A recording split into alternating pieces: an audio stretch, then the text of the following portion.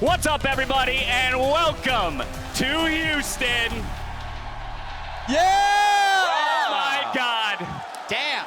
I don't think I realized how much I missed this. So to all of you in the stands already, thank you so much for showing up and showing out for some of the best teams the LCS has ever seen. Hello and welcome to the LCS Spring Finals weekend delivered by Grubhub. Now, as fans begin to make their way into the arena after a fun-filled fan fest, we are only an hour away from our lower bracket battle and the first arena show in more than 2 years. Now, Mark, talk to me, my friend, because you decided early on today you're going to be a little traitor to the analyst desk. You skipped our rehearsal to get an appearance on Hotline League. How was it? I don't regret the choice at all. It was a lot of fun. We had Steve on, Nicole, Papa Smithy talking about the weekend. Fans were able to come up and submit questions. It was nice. I would skip rehearsal every single time to do that again. Oh, no. Wow. Oh, no. I can't wait for the tech you issues. You also made a little trip out there as well. How was the fan fest from the It things you got was to see? electric. Yeah? Got to see a lot of people. People were fun to just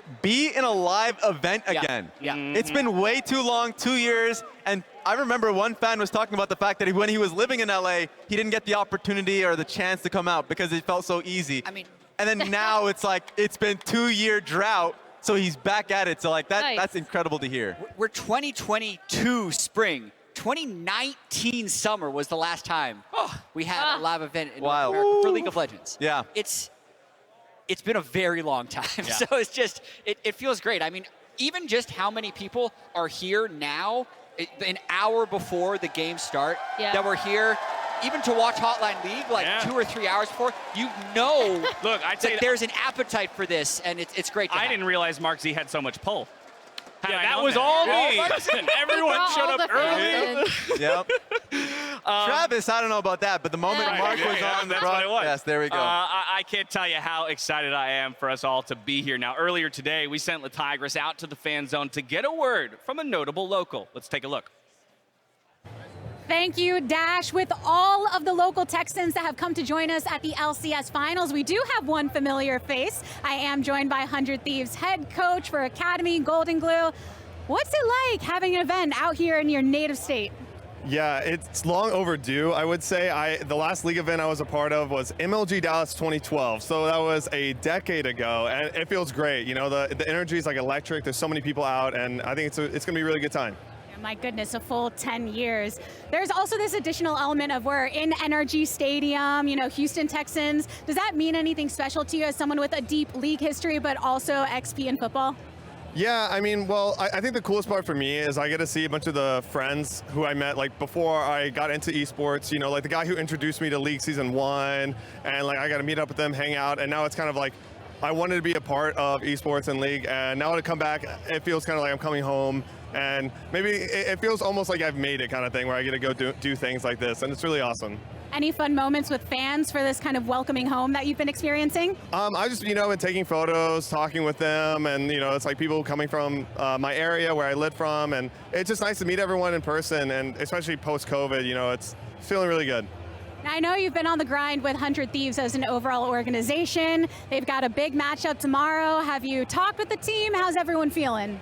Yeah, I've definitely hung out with the team, talked with them, tried to catch their feelings. I think everyone's feeling really confident, and I think all the teams here at this tournament are very good. So I'm really excited to watch the matches and see our boys compete. Oh, that being said, everyone being really good, do you have any predictions on who's going to be facing 100 Thieves in the finals? Yeah, that's a tough one. If I had to put money on it, I'd probably bet Team Liquid, but I do think it's going to be really close. I think Evil Geniuses, depending on how they show up on stage, they could definitely take it as well. Should definitely be a good one. Thank you so much for joining us. Back to the rest of the show. Thank you so much, Tigris. Almost fitting that he mentions that it was a decade ago that he was here for an esports event, as we are in our 10th year of the LCS. So we make our trip back to the big state of Texas. Very special, I'm sure, for him as well to be attending in his home state, as he mentioned, for a lot of us too. I mean, personally, my first trip to Houston. I don't know about the rest of you. Same, absolutely. I guess the one time I was outside of LA was the You reminded me. The Vegas? Yeah, Vegas event that happened for All-Stars, but first time in Texas, and it's been amazing. You lived your whole life in LA? You've only In my one other entire state? life. We were in Berlin a few months ago. You realize Yeah, that, but I'm right? talking about in America, all right? I'm talking about America. I'm Canadian, if you haven't known.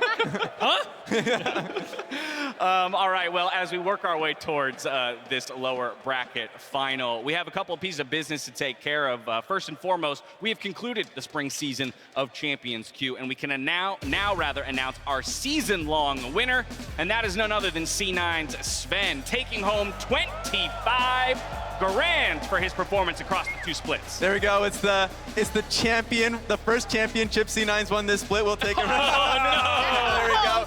This is why you wanted to talk about this. There we go. Like, I just thought of it in the moment, but I will say congratulations to Shen for picking up the prizing. For me, the one thing I love about Champions Q is you get to see a lot of faces, a lot of grinders from Academy and Amateur. You already see a few of them already. Cowrie, who's been consistent for both splits, taking up 4th place. You even see down over there, Breezy was first for a while, but of course just being able to see the names of Dokla, who was there, the champion of the 2nd split. So it's concluded this time around. It's going to come back around summer split, but it's this type of thing that has been so fun to watch in streams. And Raz, there are an awful lot of EG names on there. Yes, it is. From both the main team and then also their Academy and Amateur. That team's been putting in work, and they found their form, as we've talked Good about, team all culture. split long at just the right moment. They bring themselves into this matchup today looking strong. Now, as we continue to celebrate our season and all the excitement here in Houston, there is more than one title left to be awarded. Here is your regular season spring MVP, Summit. It don't matter how high you climb if you can't reach the summit. He's dominating all over a couple innings in the LCS. He solo kills you 5 minutes into the game. He wants to make you feel like you can't win. Slicing Maelstrom will slice them to pieces. King Kong got nothing on me. Summit's going in and he's looking for more on Fake God. And Summit's just going for it. He's got the ulti at the ready. It's Summit. Once again, wins that because he's that good. Annihilating on a competition. 1v1. Summit wins. How hard he smurfs on everybody. Definitely a force to be reckoned with up there in the top side. There's Summit. There's what I'm talking about. Summit has joined the fight, so the fight ain't fair anymore. And it ends with a quadra kill for Summit. Summit is taking over. Flash throws him into the wall. He even drags an ultimate out of it. Man, how much fun is Summit to watch? Welcome everyone to the NRG Stadium stage. I love the smiling response from you both. I am joined by wonderful company. We have Summit, we have David Hahn as well to assist with the interview.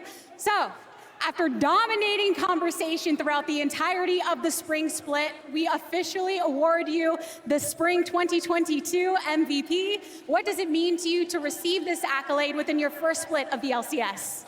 이제 LCS 첫 시즌 만에 MVP를 받으셨는데 서밋 선수한테 그게 어떤 의미가 있나요? It means a lot to me. That my performance this split is being recognized. So many people recognized it. That recognition started very early within the split as well. What do you feel is the most exciting component of your play and overall experience? 이제 서밋 선수가 이번 시즌에 이제 플레이하는 것 중에서 가장 신나는 점 또는 이번 시즌의 전체적인 경험담에 대해서 얘기해 주세요. Overall, I played an aggressive game. I'm happy that it worked out. Worked out well indeed. Did you tell your friends and family about this already? If so, what was their response? 이제 친구들과 가족들한테 이 소식을 전했나요? I haven't told them yet because I wasn't satisfied. 아직 만족을 못해서. He's not satisfied with his current performance, so he hasn't told them yet. Well, that being said, I know that you would love to be here in Houston with your team, but looking forward into the rest of the season, what are you focusing on as a player? 이제 다음 시즌으로 들어가면서 선수로서 어떤 점을 집중하고 싶나요? 장점은 좀 극대화하고 단점은 좀 보완하는 플레이어가 되고 싶습니다. He wants to improve on his weakness and makes his strengths even better. Yeah. A lot of love shown from the crowd. when you arrived on the stage. Any words for the fans that have supported you and continue to do so? 이제 팬분들에게 한마디 해주세요. Thank you to everyone. And thank you, Summit, for joining me. Thank you again, David Hahn, for assisting as well. I do want to ask you one more question, though. Who's going to take the Spring Championship here in the LCS? 누가 이길 것 같아요? I think 100 Thieves win. A lot of agreement from the crowd, it seems. We'll have to see how all of that shakes out. So much more action to come here in the LCS. Let's head back on over to the desk. Thank you so much, the Tigers. Once again, congratulations to Summit on a much-deserved MVP for the regular split here in spring 2022. He's calling the 100 Thieves victory. He's a very smart player. He's saying it doesn't matter what the teams put up today. Whoever goes up against the behemoth in the defending champions tomorrow isn't going to make the cut.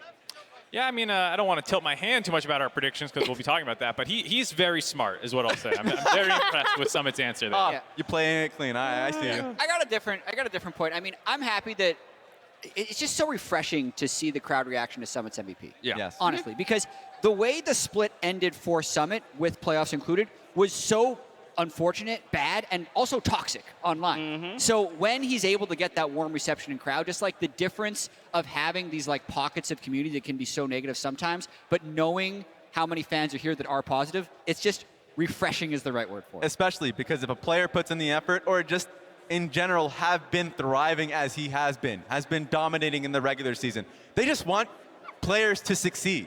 That's it. That's the hope that we want. That's why we're here. Exactly. Absolutely. And so that's the hope and pray, look in the summer split, that Cloud9 comes in hot with Summit killing it. I mean, that's the thing that struck me, actually, was the question about whether or not he had shared with his family and friends. He's like, I haven't because I'm not satisfied, right? And that just speaks to his mindset. Now, before we step away, it's a pleasure to announce the return of the 4th annual State Farm Cosplay Contest for the LCS Summer Finals. Now, the winner will take home $5K and a round-trip ticket for Worlds for themselves and a friend. Submissions are opening up on Monday, April 25th. That's this coming Monday. And you can find all the necessary details at LeagueOfLegends.com. Now, Kaya, the Quinn cosplayer in this video, was last year's winner. I cannot wait to see which incredible cosplayer will come away the victor this year. Feels like every single year the competition ramps up with this kind of stuff. Yeah. I am always having my mind blown with the ingenuity, the engineering feats. It's not, it's just so fascinating to me to watch what these people can come up with. And thank God I'm not the judge,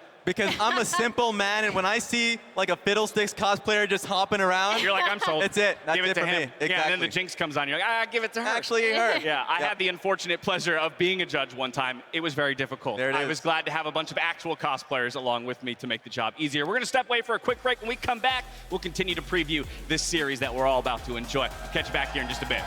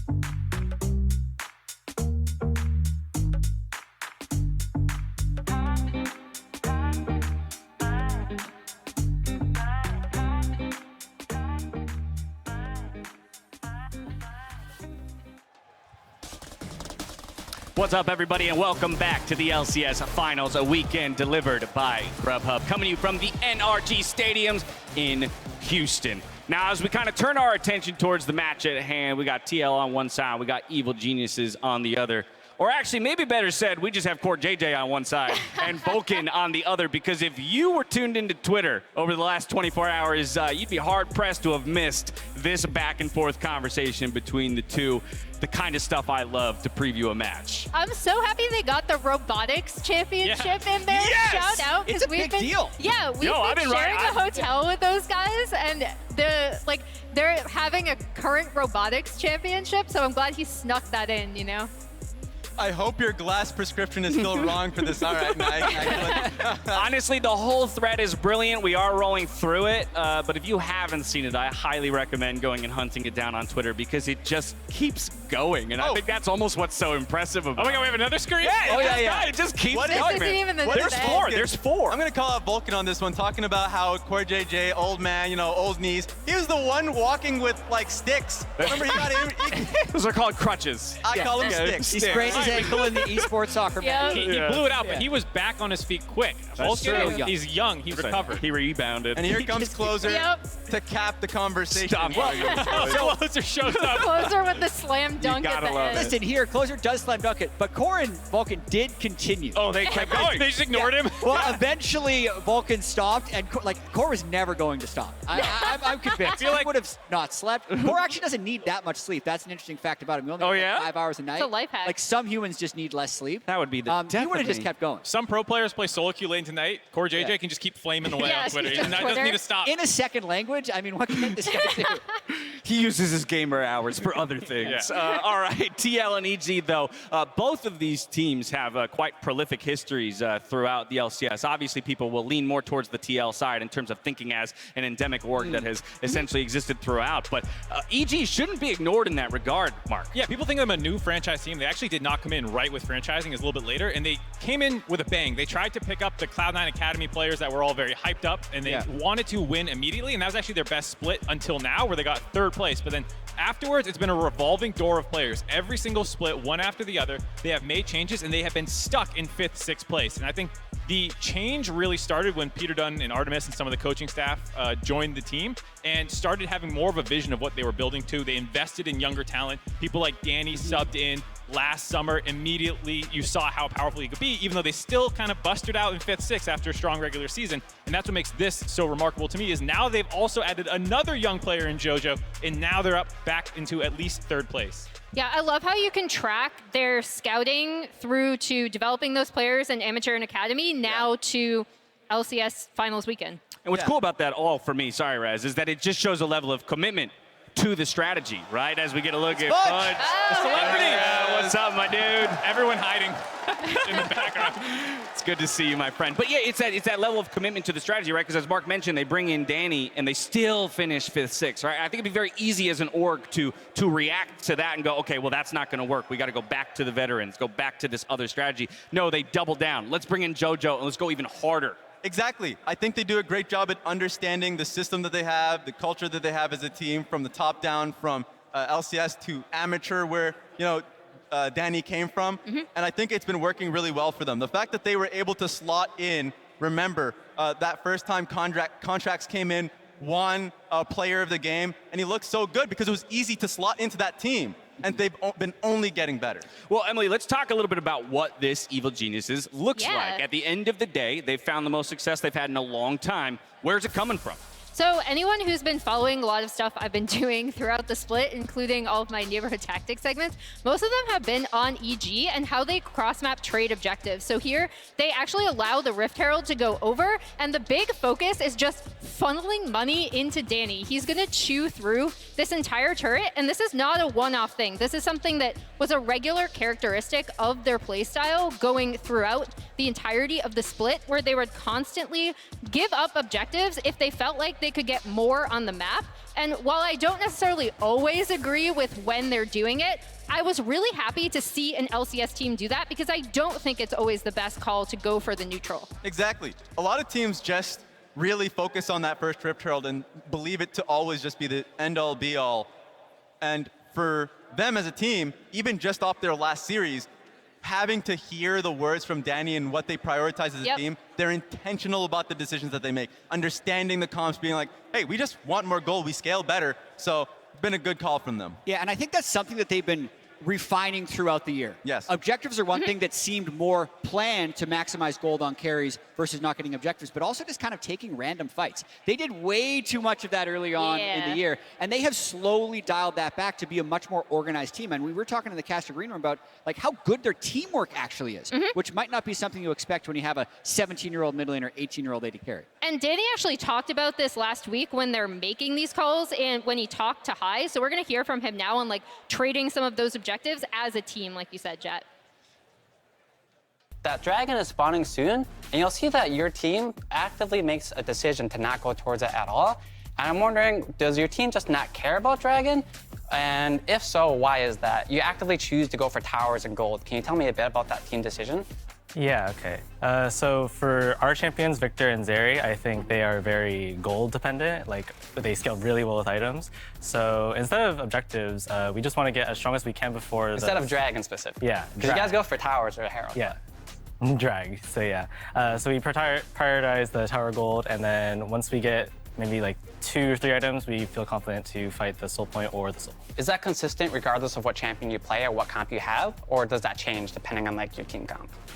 It might depend, because some champions do better with gold and some champions don't, but it just depends on what kind of comp you have, what kind of champion, for sure. Yeah, so I'm not going to say I always agree with the decision to eschew all Drakes in a series, but to highlight EG's playstyle, we came up with this lovely bingo card that we're going to be filling out during the series. I think we tried to get some fans too. It's that should be on socials, I hope. It should get tweeted out. Yeah. So we've got, we've got the take no dragons and win anyway. We have the duality of inspired AFK farming versus like actual like really creative pathing. You got the JoJo. You got the JoJo solo kill. That's a free square right there, Zeri. Yeah, Zeri. Yeah. Well, okay. Is it only if they play Zeri? Not obviously if it's banned. No. Or do you get credit if if it's banned? It has to be played. Okay. Got it. I got a question for Mark. For creative level 1s, is running down mid lane with Nautilus creative? Absolutely. It's not necessarily creative, but we'll take it. We'll give it to It's different. So we'll be tracking this all series long. We'll play along with you at home. And all that said, if we're going to do it for one team, Jad, it feels like we have to do it for the other. Yeah, we have TL Bingo as well. That's still Emily's handwriting. Yeah. Emily did draw these that's cards. really well done. Yeah, thank you. Working on my artistic skills. Yeah. Oh, nice. We got the zoom. So these are tricky to come up with, but I think this one's pretty good. CoreJJ ganks mid top, duality of Bwipo, solo kill gets solo killed. Will we see Ornn duty? Will we see Lucian duty? They're in different places. Corki's I was also told, that could happen. If you see Corki or Zero, then we know we're in the Corki Zero meta. Bjergsen 0-0-0 at 15 minutes. I like how these are that's positive. A free square. Yeah. Those are a free positive square right squares there. as well. There's no negative, like, well, when they lose. Okay, so actually, we didn't plan this, but I wanna bet from each of you which card hits bingo first. Oh, EG. You think we're going to hit EG bingo first? Mark, what do you think? EG. EG, Emily? Same. You're just saying I made a harder card. Yes, you did. Sounds like it. Is there? Mine too easy. If someone prints these out from a social, is there any reward you two planned for people? I mean, the thing is, I think a lot of times with bingo, you want to come up with one. Like, you're supposed to scramble bingo cards. Yeah. So that different people get different results, but these are just all Just the a same. single bingo. So we'll see. Everyone wins or everyone loses. Everyone will hit at the same time. Team game. We gamed ourselves. We didn't think this through clearly. All right, well, they're getting ready. Hey, yeah, that's right. Teams are stepping onto stage, getting their ready checks in, making sure everything is functioning as it should be. But we talked about EG's history, Jet. I think we have to do TL the same service and talk about their history, one of the winningest orgs now in LCS history. I think so too, and at least in the last, I'd say since the beginning of franchising, they have had a different model than Evil Geniuses. They do retain some talent over years, but for the most part, they're going for big ticket free agents year over year to try and get the strongest possible roster. And this is actually a year where they've undergone more change than usual. They switched out 3 different players. Han Sama, Bwipo, and Bjergsen have all been new to the org this split, and they haven't had a huge amount of time to gel, but have still looked incredibly strong in their moments. Yeah, it's been insane, the players that they've been able to pick up. Right now, you can look in hindsight and say CoreJJ being picked up, that's the norm, but at the time, he was a world champion. The amount that they would have to have gone for him was huge. So it's been really successful They for picked Team up Liquid. 3 world champions. If you think about all the way to the beginning, True. Piglet, Impact, CoreJJ. Yeah. Crazy. And I mean, it's just been a long time since they've won. We've talked about all those changes that they make when chasing talent. Yeah. It's been over 2 years since Steve has gotten a trophy, and I know he is hungry for another one. Right, we'll all finally remember the 4 titles in a row, and that's what kind of, turned this org into a Titan. But yeah, they haven't felt that glory for some time. Yeah, but it has been close, right? So 2020 summer when I joined the team, 15-3, but then 3rd place. 2nd place in the spring. I left the team, 2nd place again. They've been top 3, now 4 splits in a row, but haven't broken through to that title since 2019 summer. And it's been pretty hilarious because I remember the usual memes of 4th place into then getting 4 trophies in a row. Yep. It's just fun how much this team has transformed. And looking at the whole LCS landscape and how teams have been investing in their academy and amateur structure, Team Liquid has done that with their academy team as well, just winning the proving grounds with players like Armeo, that we've seen on that stage before. Phreak was joking about the 4s in the room before because no one has really mentioned like the Team Liquid curse because they used to be 4th all the time before they won 4 consecutive titles.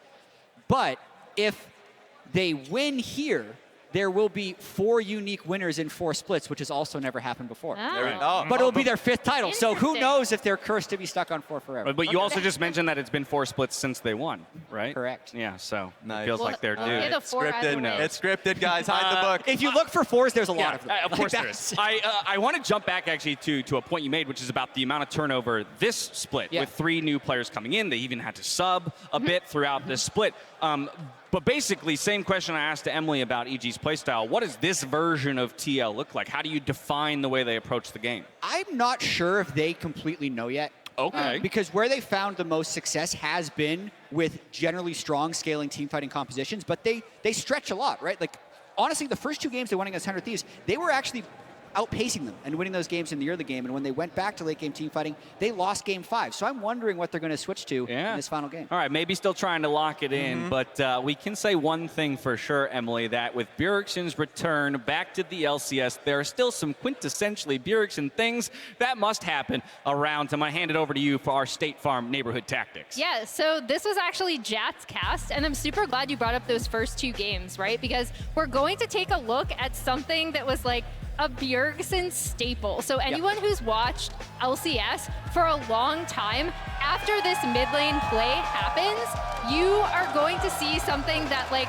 made everyone who had to face Bjergsen in 2015 like absolutely miserable. It was not fun. Yeah, exactly. And it's actually not as much to do with like what happens in this fight, but watch core and what happens with the minion wave, because minion waves, they're important. They are? Dash. They're super important. And what he's going to do is actually hold the wave so it's at a prime position for them to just revisit this entire lane right here. So you see that arrow? That's pretty much where the wave is going to end up staying. And they're about to make Abadaga's life absolutely miserable in this 2nd game.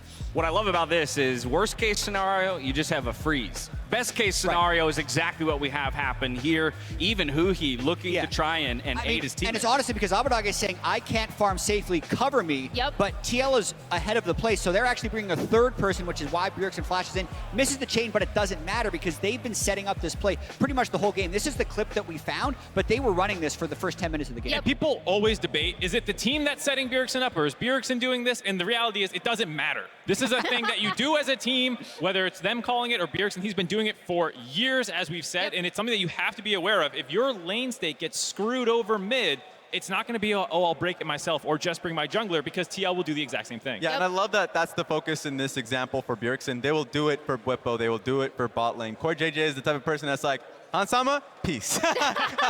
I'm gone. Well, the reason I found this one particularly interesting is people haven't done this nearly as much, because most people think that's not how you play League of Legends anymore. It's about actually getting the shove in and then just leaving. Yeah, right? especially But holding mid is not seen as much. Mid lane has changed so much over the past few years, actually, with people preferring that, like, shove the wave as soon as possible, roam to sides. I'm so glad you brought that up, because watching this again, I was like, wow, this is like going back in time. It absolutely is. We'll have to see, though, if the old style can defeat the new. And speaking of the old versus the new, here's some interesting matchups that we have here on the stage today. We've talked a bit about it. A number of the players on Team Liquid have quite storied careers. What was Impact doing when he was 18 years old? He was winning a world championship all the way back in 2013. From there, you can hop over to Santorin, guy who's been hunting for another trophy. 2015, though, he steps into the league, and he picks up an LCS trophy alongside Bjergsen. That was 17 years old. Look at him, baby face. Did we stretch that picture to make him look different? Oh, my goodness. The chiseled jaw, by the way. Where's the hair? It's been growing for another, like, 7 years. He hasn't cut it since that picture. Yeah, let's see who else we got. We've gone through 2. Who you got for us next production? 17 years old, okay. Inspired in 2015. So Santorin won his first title. Oh my God. That is Santorin won a awesome. title, and Inspired was playing rec soccer or something. I don't know what that is. Look at that mullet. I was going to say, fantastic. great Jack, it is called football. Amazing. Yeah, he was playing football. He needs to bring that style back. I would love to see it next year, you know. Full send back to that haircut. Here's a trip down memory lane. Bjergsen, 2014. He wins his first LCS title with TSM at 18. He would cement himself as the franchise player. And this is the one I'm looking forward to. JoJo at 2014. Yeah, so let's when see. Bjergsen won his first title, what was JoJo up to? Oh, wow. 10. JoJo was 10 years old, taking his school photos. You gotta love it. And here he is now sitting across from Bjergsen on a stage looking to challenge for his first ever title. We're not done yet, though. Let's talk about Han Sama. 2017, they took SKT to 5 games, almost completed. That should have been over in 4. It should have. Should have been over in 4. Oh, but so many brilliant things came out of that best of 5. And once again, he was only 18 years old. That was 5 years ago. That's insane. Yeah. My heart's already broken. I don't want to even think about that series. Yeah, I'm glad they didn't pull any pictures of us at those different ages. All right, Danny. Oh, that's cute. So when Hans was taking SKT to 5, Danny was 14 years old. Like he was swimming. I think, he's at the swimming pool or the water park. So the thing I like about this is we've talked so much about EG's young players, and they're 17 years old, and the stage that they're stepping onto, but almost all of the older players in this series were doing the same things at their age. Most of these people were winning their first titles at 18, winning world championships at 18, and so it's something that's interesting where a lot of the older players have been in their exact shoes, and it shows that age is not a problem. You can be young and successful right out the gate as a League of Legends pro. Yeah, people oftentimes just think about the now rather than the journey. And so when they think about new names like Danny and JoJo, hey, we don't know where it will end up, but we know where it can start. And so it can start today, it can start tomorrow on that first championship win. I think this is super interesting, and 8 years ago, I couldn't wait for 8 years from now so that we could think about these problems. Because, so when Impact won his first world championship, and this happens with a lot of new games, you're like, okay, they were good at the start, how long can they continue to be good? And then sometimes it's like you have these games that are dominated by people with experience, or you have games that have a constant upheaval of young talent who can keep up. We have actually a very strong mix. Impact is the guy who's kept up the whole time, even though all of his, well, except for FLICKR, everyone else who was on that team have been replaced by younger talent. So I agree, it's super cool that the young guys back then are still some of the best players now, but it's almost like, is it more impressive that the young guys now have broken in because there's so many good players with experience that they had to replace? They have to overcome more, without a doubt. Well, I think it's also the word churn matters a lot too, because we didn't cover Vulcan, but he's someone who kind of came up in the middle, a bit of a bridge in terms of his age between the old guard and the new guard. And there are a lot of people that slot into that kind of category as well. And so there has been this kind of constant new blood of superstars in the league. 100%. I mean, it's already impressive, specifically for Danny, the fact that he was able to leapfrog Academy as a whole from amateur. Just instantly, exactly right. And a lot of the times, the fact that they're mixed in with these veteran lineups, the fact that Danny and JoJo are with Impact and Vulcan, means that they can grow at a faster pace. And so I'm excited to see what these years look like for these players. I think it's also like you heard Impact in their post-match interview last weekend where he was talking about like, oh, what advice are you going to give the younger players? And he's just like, oh yeah, you guys will be fine. Like, and not only does he have experience, but yeah, you can look at him and be like, wow, you won a world championship when you were 18. Like, It is doable. If there's anyone that's I gonna can win this final. If anyone's gonna instill a sense of confidence in a young player, I imagine hearing words like that from a former world champion is what's gonna do it. But Mark, back to the point you made, kind of about what the veterans had accomplished at the ages of the young players that are stepping on stage today. That makes it doubly cool for me that in order for those young kids to put that, post up an accolade like that, they're going to have to do it against the people who have already done it. Should make it feel that much more special. Now, before we head to another break, I broke down some of Bjergsen's play with his TSM Academy protege, Blaze Olive, in this edition of Pro to Pro.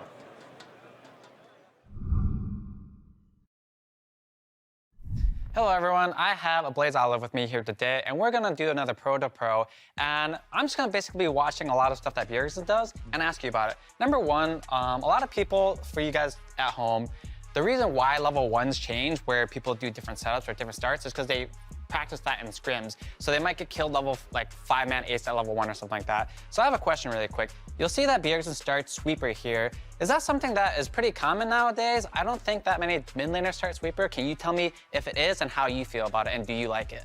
So it's something common for Bjergsen specifically. I notice he does this a lot. It is useful because it allows you to set up a gank really well, especially when you have a jungler like Jarvan, where level 2 ganks, level 3 ganks are very, very powerful and very annoying, especially when you have a champion like LeBlanc. I think LeBlanc is like the only champion that does it on. I could be wrong, but he also sometimes just wards where the enemy would ward, but maybe he's evolved to just sweeping and just making sure there's no ward before he gets to lane.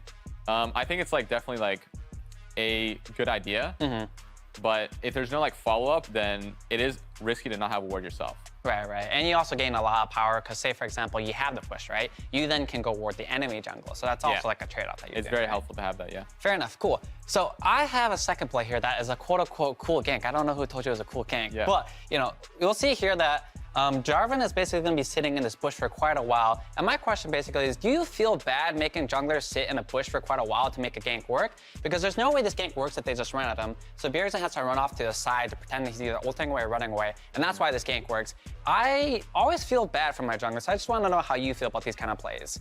Yeah, it definitely is very awkward. I think the problem that this situation is, like the problem with it is that in this case, the gank works, and that makes all the time you spent and invested very worth it. But there's going to be some percentage of the time that it won't work, and you can even argue that it shouldn't work because Sylas should be playing respectfully enough to not die to this. It is awkward, and it's kind of just a flip, at least that's how I feel, where I think they knew that Sylas had no flash, so they know that if they get the gold card, he just dies 100-0 because they have Ignite and red buff and Jarvan damage is enough damage to kill. So I think it's just, if the jungler has something like urgent or has a plan already made up that he can go for, then he doesn't have to sit and wait for that long. But I think in this case, or in that case, the Sylas with no flash is the plan. Like that's what they're trying to do. So investing that time to make sure it works is worth its time. Got it, for sure. So in this third clip I have here, this is a very relatively basic play, but a lot of teams actually mess up on it here. You'll see that the enemy Vex just died recently, and now Bjergsen is backing and his wave is frozen. You'll see that then basically the entire team comes mid. So if you're in this position, are you the one that's telling everyone, hey, you guys have to come here, a fight's gonna happen? I find that a lot of teams have struggled actually doing that because they don't, like I said, they don't want to waste people's time. How do you feel about when you're in these situations? Are you the ones that are telling your top laner, your support, hey, you guys need to be here as well, or? Yeah, I mean, definitely it's on the mid laner. It's the mid laner's responsibility to say, hey, this wave is like unplayable for the Vex. We need to come here and kill him because he will die. Again, it really depends on like what the plan is in the game. So in this game, they've made it very clear that they want to shut down this Vex, and CoreJJ freezes the wave, and I wouldn't be surprised if at this point they already know that they're just going to kill him again. But I think like 100 Thieves has the right idea where they bring people to unfreeze the wave, but they misplayed just due to like summoners. Like the lane state was really doomed, kind of. Gotcha. So basically, people need the confidence to call for these plays, even if they don't work out. That happens, right? But you still have to make these calls so that these situations can happen. Yeah, you have to put the threat that you will do something like this, because if you never do it, the opponents won't respect you doing it, and eventually it'll just be the Vex walks up by herself, unfreezes the wave, and as the mid laner, you're gonna be like, wow, she shouldn't be able to do that. She should die. Right. Well, that's all I really have to show for you here today. It'd be cool had I gotten to ask their opinion on it, but it's great to hear from you as well, because I've definitely run this through you a few times where you guys had some interesting base races in the past. Yeah. So that's gonna do it from us. Thank you very much for joining me today. Thank you. And have a good one, everyone. Thank you so much, Hi. Thank you to Ablaze Olive as well for the professional insight on that man on your screen right there, Bjergsen. Taking a look at his noggin. Yeah. Inside the noggin, yeah. Exactly. That's what it is. Yeah, they took a look inside of that big brain that has delivered many championships to TSM. We'll see if he can do the same thing here for Team Liquid. They got to go through today's matchup, though, to get that matchup against 100 Thieves tomorrow. Welcome back to the LCS Spring Finals 2022 presented by Grubhub. Let's talk about the matchups. We got 10 players. We got a lot to talk about. We will start on the side of Evil Geniuses in the jungle with Inspired. So I have a hot take, and it's that I've seen a lot more creativity out of Inspired in North America than I did from him in Europe. I actually think we've seen both the super carry jungler that we saw over in LEC, and then we've also seen a lot of really creative pathing. This is the run of play where he didn't take his red. He actually goes all the way around the map, invades here, is able to take basically both bird camps, do several ganks, one top, one mid, and I thought it was the biggest thing that I think a jungler has, like that they have to manage in the beginning, is time. And while I know a lot of people be like, maybe this isn't as efficient as it could be, because he was so precise and had such good lane communication, it worked out really well for him. Yeah, and I mean the fact that he's able to work with his lanes a lot more, in this case it was Xin Zhao, so it's very natural. But when he was, and this is something he does a lot, you call him birds, I call him chickens, he oftentimes look for the Raptors camp and he gets buy-in from his team. And and also it's a pain for the enemy team also, like knowing constantly, okay, he has the timer on my camps. And he's going up against Santorin, who has just been so damn good this split. It's been amazing to see because he is not the highlight player. If you're looking down the roster, oh my goodness. A quick reminder. Just so everybody knows. Of what Inspired was doing when Santorin was winning his first title. Inspirational. Yeah. So on the point about Santorin kind of matching junglers, I think it's really important against Inspired, who, as you saw in that graphic, was actually first in kills and assists at 14. To Emily's point, he's very proactive these days compared to this kind of like my lane's push and I farm and I invade and I control the enemy jungler. Yeah. He's more lane oriented, which I think makes sense with people like JoJo, that you want to like unlock more than just let them push. And that's been the thing, right? The fact that he's been able to work with jojopyun. It looked ugly at the beginning of the split. There have been times where they're losing games because him and JoJo are not on the same page. But that has completely turned, and that's the greatest thing about the regular season. Time to work on things that that are your blatant weaknesses, right? Especially when you have younger players in the lineup that have to learn a lot of the set plays and just general things about going up against better players in comparison to Academy and Amateur. And so I feel like both of them have gotten to such a strong degree. I'm excited for this specific matchup, knowing that Santorin's at his best, Inspired has evolved. And I know you're going to love this narrative, Raz, because you are the original Santorin, yes, right? I am. As you titled yourself. Yep. So obviously, we've touched upon the fact that he has not won a title since 2015. And the big thing about that title is talking to him about it. He's like, yeah, I don't think I was a good player back then. And now I think I'm a very strong player, especially on this team. So obviously, like, he is very much searching for that redemption for himself in a way. Like, I think it's more of an internal redemption because, yes, he's already won the title, but he'll feel a lot better about it now because he has a lot more confidence in his own play. And after the TSM run, he took a big fall. Yes. Right? He had to work back through the Academy system to make it back into the LCS, and he has been so close to the title over the last 2 years. People don't remember that well the 2020 FlyQuest team, who finished second. Yep. That was a very strong team. Santorin lost both finals, one of them in a Game 5. Then you even go to the next year. Even he had migraines for the Spring Finals. Team Liquid lost in Game 5 there as well. And then again, he gets to finals at the end of 2021. Lose in 3, but he has been so close. I know he wants it so bad because it's just been so long, right? He was a completely different player and person back in 2015 when he won. So to be able to win again, I know is very meaningful for him. Oh, and that's the biggest story. If you're a Team Liquid fan, you want him to succeed and finally hoist that cup once again. And it's just so cool that he's reunited with Bjergsen for that first opportunity to get it. We'll see if they can get it done. From here, I want to flip our attention down to the support role. Raz, I'm coming to you on this one because plenty of accolades adorned by each of these two guys individually. Yes. When it comes to their performances. in the LCS. So these two supports, Vulcan and CoreJJ, have just been the best supports in this region for so damn long. And you instantly look at this and say, okay, Vulcan has been tied with Biofrost and Aphromoo, but you flip to the next full screen, and it has been the fact that they have not had a lot of time played in North America. Like 10 splits, 17 splits, 13 splits for Smoothie. Vulcan comes in initially, and then CoreJJ, and it's really funny because that one split from CoreJJ that he didn't get it. Right. He was an AD carry. 6 out of 7 for CoreJJ, and that one is an ADC. For Vulcan, it's 5 out of 8.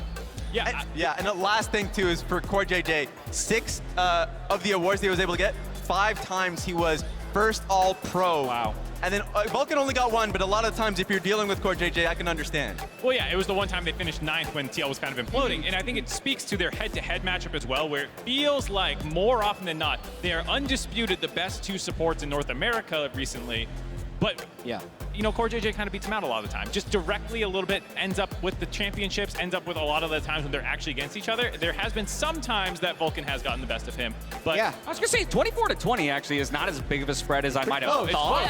That's why they're 1-2 in the league. And these guys have a rivalry in scrims too. Like they go at each other in lane. Saw it on Twitter. It transcends AD carries as well, right? Like we've had CoreJJ Doublelift, CoreJJ Tactical, CoreJJ Hans. We've had Vulcan Sven. We've had Vulcan King. We've had Vulcan Danny now, right? Vulcan Danny. Exactly. And but no matter what, these two guys also have fairly similar playstyles. Like they win lanes so they can roam. They don't just roam. So it's always explosive when they play against each other. I remember when they faced each other last year, and they both had that lowest duo procs. It was what, like 4, and then like Vulcan right ahead of him at like 4.5. Yeah, it's well, like, that's oh, man. just you take one look at the bingo card, and that's all you need to know that you should be looking for CoreJJ to be roaming the map.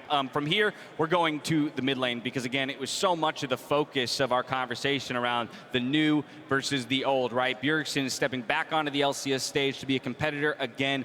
He cites constantly how much he didn't realize he missed that competition, how badly he wants to hoist another trophy as a player. But on the side of JoJo, this was EG's big bet on NA talent. Emily, we talk about them doubling down on the strategy. Yeah, and there was such a mixed reaction. I remember talking to Peter Dunn a little bit after like they announced it, and it was like, we felt like in any other region, you'd be like, yes, like we're promoting NA talent, this is great, but the response was really mixed based on what other veteran mid leaders didn't end up on LCS teams. And it was really cool to see EG just double down and be like, no, this is the player we believe in from our academy system. You need to remember the calls for Jensen, the calls for Niski, Jizuke, all the different calls for anyone but JoJo. Yeah.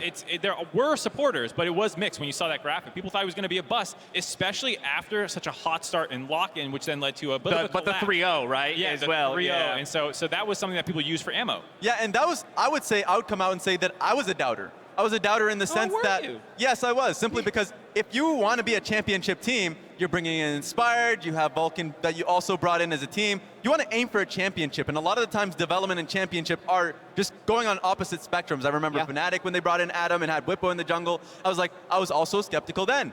But the fact that it has been working out has been such a credit to the coaching staff, the culture on the team, the fact that they let them do what they have been doing so well when they were in academy and amateur and amplifying their strengths. All right, well, while the community has not always had a lot of belief in JoJo, he certainly has some belief in himself. Check it out. I know you had some words with Fudge going into this. Were you threatened at all by him based on his last performance? I mean, I never, like, how can I say? Let me think. Like, I don't think Fudge is that good at mid, but he beat me every single game. So I couldn't talk much trash because I'm like 0-3 against him in regular season, so I couldn't talk much. But now that we 3-0'd him, I think I can say now that I think he's not that good. So, and I'm pretty confident now, so there we go. Enough to send him back to top lane? We're sending him back to top lane. I think he's going back to top lane after this game, yeah. Yeah, so I talked to JoJo at like the very beginning of the season, and I was like, oh yeah, like it's in laning, it's Chovy and you, right? And Kelsey, one of his former like coaches told me to ask this, and he was like, oh yeah. And I was like, okay, it's 50-50 whether he actually believes it or whether he's just the joking. biggest troll. But the fact that I couldn't tell, I was like, that's awesome. Like, I'm so happy that he believes that much in his own mechanics. Well, and that people believe in him, because we talk about the young players and where we've gone over history a lot, but to stress this, JoJo is the youngest player to ever appear in a finals weekend. by a month. He's 17 years old, 6 months. The closest was Bunny 23 Poo Poo, days. It was in 7 months. So he is actually the youngest player to do it, and to do it in mid lane of all positions. Like, he is someone that everyone should be looking up to and rallying around as, like, NA can compete here. There was a period of time where mid laners were leaving mid lane. They would retire to support because they didn't think that they could get a starting spot as an NA mid laner who was coming up in the scene. And JoJo is this breath of fresh air, not only doing it, but doing it at the youngest age ever. Yeah, and this is a more general point, but I think it's important to say. I think the community in general holds younger players to harsher standards than experienced players. Because as soon as they make a mistake, people think that's who they are. Yet when an experienced player who has a belt full of good plays in their back pocket, somehow their bad plays get overlooked. So I think in general, if people give more time to young players, we will see more of them. JoJo and Danny have been outliers because they've been so good right from the start. But it doesn't always have to be that way, especially if we want to win long term. And man, I love the confidence that he was able to show throughout the split, the fact that he was coming out and just trash talking, right? And the problem is, and this is what I always say, the qualifiers, like, I have to win first before I trash talk. I don't want to see that. Yes, it's overflowing. Like, we've been seeing it from players. We saw it from CoreJJ and Vulcan. We've seen it from Fudge, from Cloud9. We want players to be confident and shit talk. That is what the sport is all about. Wow. And oh my goodness, JoJo. Really, the floodgates have opened. Hey, he's declaring the clean sweep. But if that man there has anything to say about it, it's not going to be. He's going to have something easy. to say. Yeah. Speaking of accomplishments, He's got a few. Bjergsen has a few. So JoJo's accomplishment, youngest mid laner to play in finals weekend. That's nice. Right? That's cute. How about this? 10 LCS championship appearances, 6 titles, 10 All-Pro, all combined, 4 MVPs, and 5 trips to Worlds. Nobody in the history of the league comes close to this from a mid lane perspective. Yeah. Right, yeah, outside the mid lane, your closest is Double Lift, and even then there's a big debate, right, between who's the real GOAT. Jensen would be second, but it's not 10 championship appearances, it's not 4 MVPs. No, that's absolutely absurd. And then again, sorry, we just got to remind everybody. Just got to remind everybody, this is JoJo is 10 years old. And I just think that's so cool because age has been such a long talked about aspect of esports and wondering where that ceiling is for people or even where the floor is. And it feels like a number of players on this stage are looking to shatter that.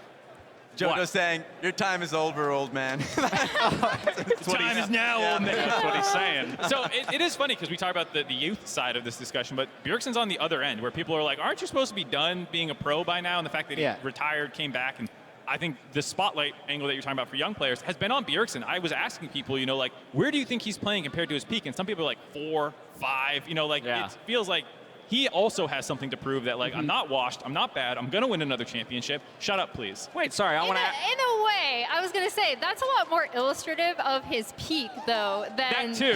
Because, he's not been playing, badly. But so I think that just illustrates the depth of experience that he has, and also, how incredibly impressive it is for a player to be able to play consistently at such a high level for so many years. The game itself, we just talked about how he plays mid, right? That in and of itself has changed. We saw the throwback last week, but that's not how he's been playing all split.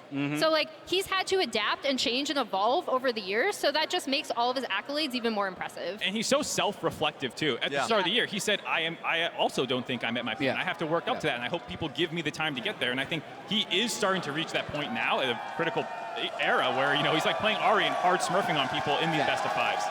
All right, just over 5 minutes to go till we kick off this best of 5. You know what that means. It's about that time. It's time to put your money where your mouth is. Predictions. Boom. My boy Raz, we're going to kick things off with you. Is it going to be Evil Geniuses or is it going to be Team Liquid going to the grand finals tomorrow? Look, I've been telling people in FanFest that I'm going to have a boring prediction. I think it's going to be the experience, the leadership, the first seed in Team Liquid taking this one 3-1. 3-1 is the vote here for Raz on Team Liquid.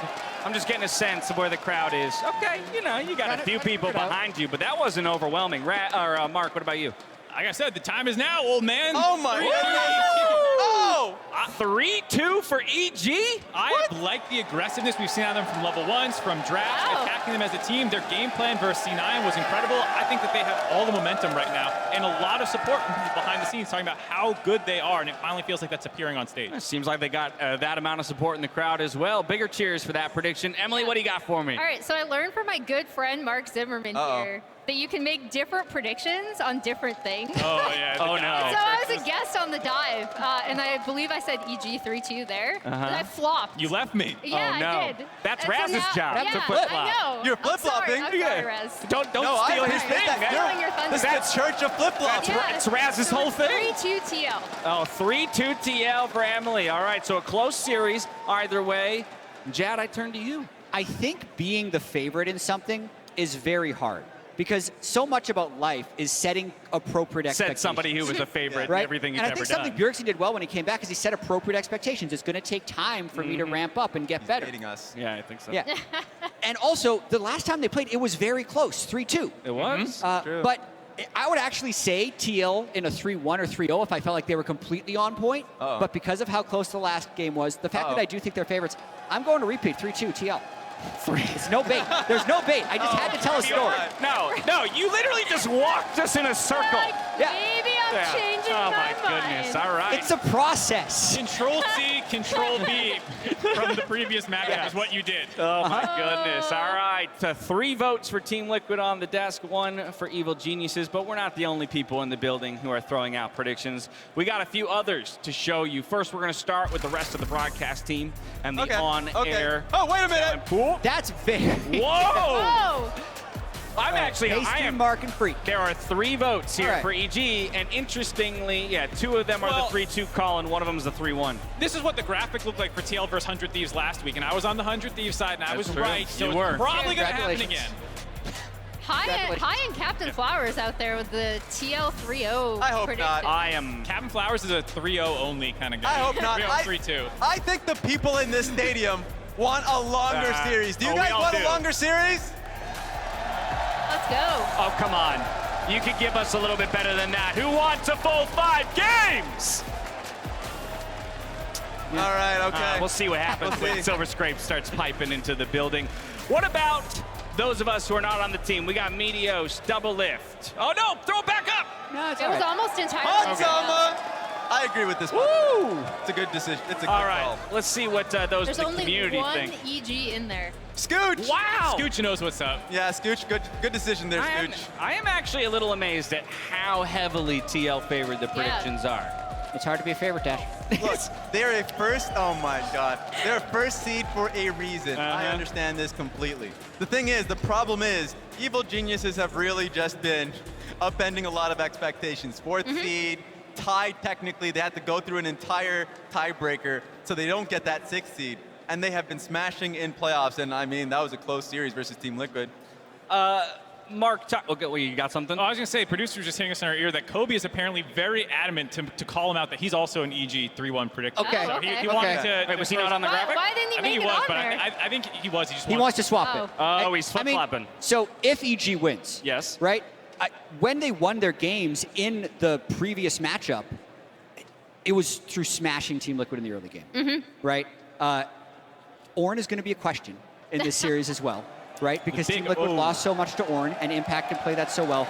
But I still think that this could be a very close series. I mean, 3-2 is that's a close prediction. That's very much a good go either way. And we've seen different styles from both teams, so you know they're going to be able to adapt if something is not working in games 1 or game 2. Yeah, I mean, it's looking tough. Look. Looking tough for who?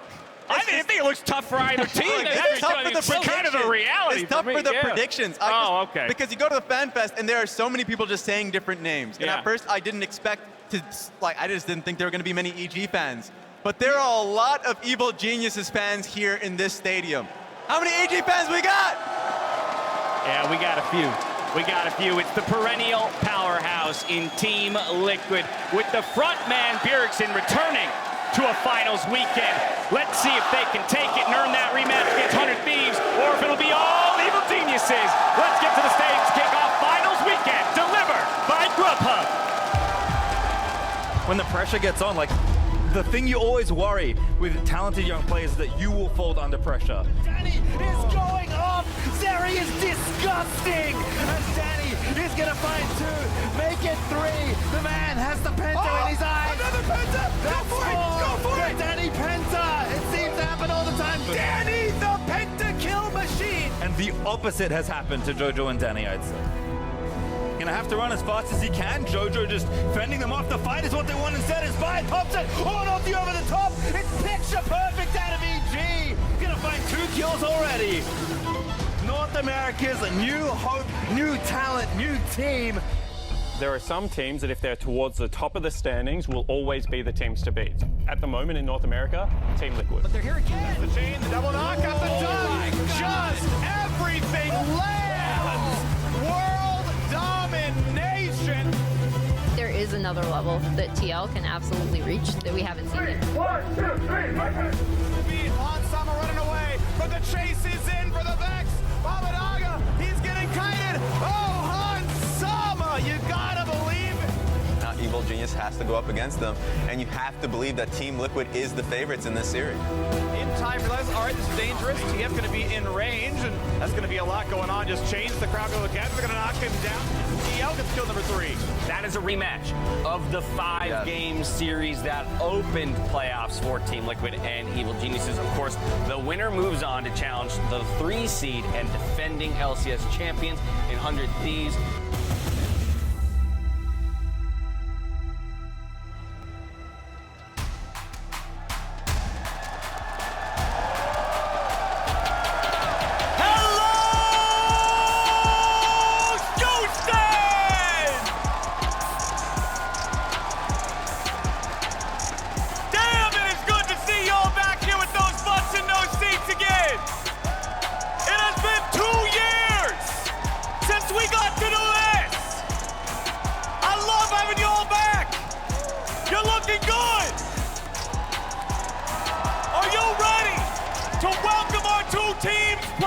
Today.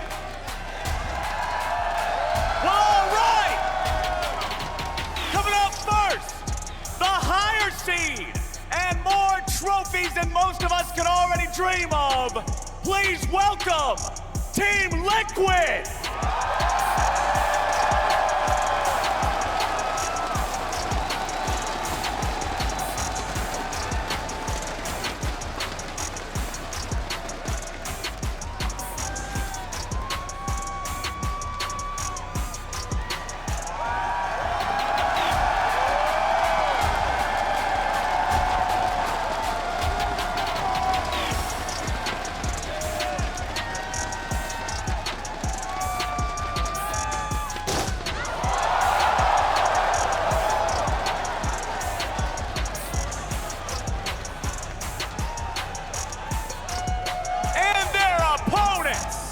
Who've been turning heads and raising eyebrows ever since lock-in. And you know they gotta be hungry for this rematch. Please give a warm welcome to the Evil Geniuses.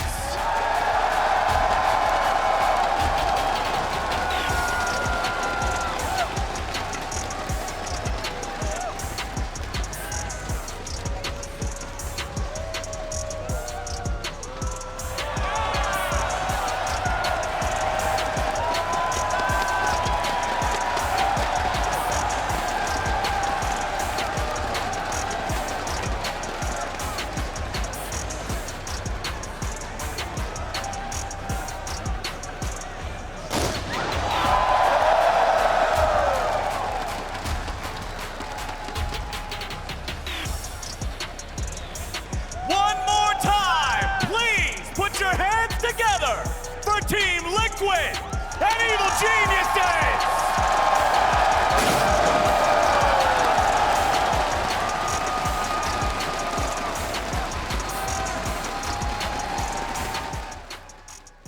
Welcome to Hustletown, USA! Oh!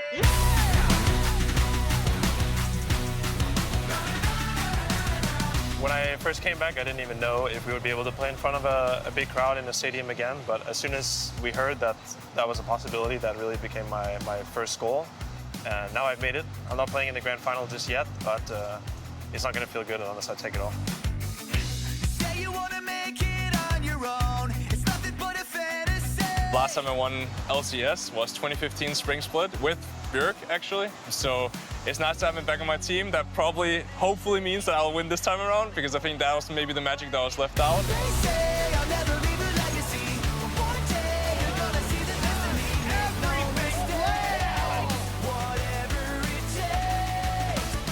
people say that the play last year that I made with Shisana was like the greatest in LCS history.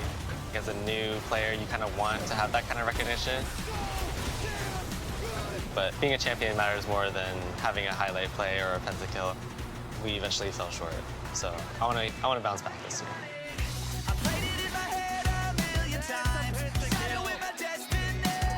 If we win, it'll show a lot, especially since a lot of people don't really think like NA has that much young talent or something.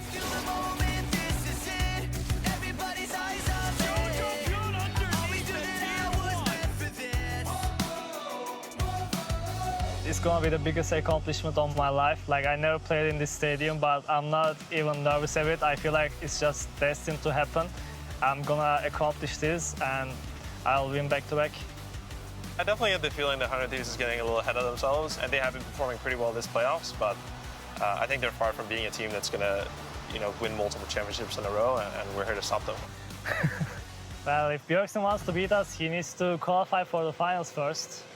So I'll be waiting here for sure. 100 Thieves go for broke, and they're gonna break the Nexus. They break their ankles, and they're headed to the final.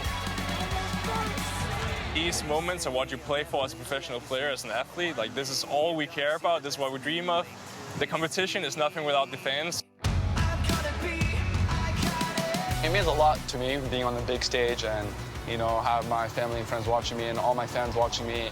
I think I'm going to be taking all that crowd energy and using it for myself.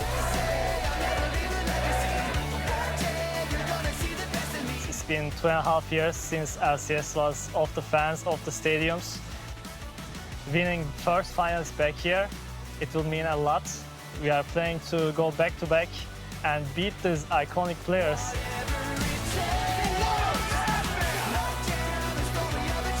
I don't think I realized how much I missed playing. The nerves, the excitement, the ups and the downs. I think I appreciate these moments a little bit more, and I appreciate being able to go on the stage, being able to play in front of the fans. And that's really what we're here for. This is the ultimate test and pressure as a pro player.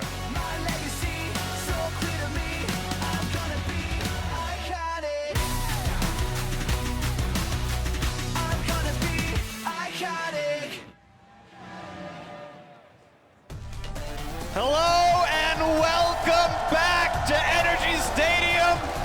And you can tell the crowd is full of it here in Houston. Evil Geniuses and Team Liquid are doing battle. And I am stoked because I think there was a really cool story here. If one of these two teams wins the LCS, it'll be the first time in LCS history there are 4 unique consecutive LCS champions. It's always gone back to someone really quickly. Cloud9 breaking that trend recently, for example. But if it's EG or Teal to take the title home tomorrow, that's 4 different teams and 4 different splits. I am just loving the atmosphere here. The energy, in the stadium. I don't know what it is, but every time we cast in a stadium, there's somebody out there cutting onions because my eyes start to water. It is so hype. Let's get right into the champion select, though. One thing that we've noticed with the mid laners especially, Team Liquid have a tendency, and every team has had a tendency to ban LeBlanc versus jojopyun. There have been 13 LeBlanc bans in a row, specifically on blue side and red side versus Evil Geniuses.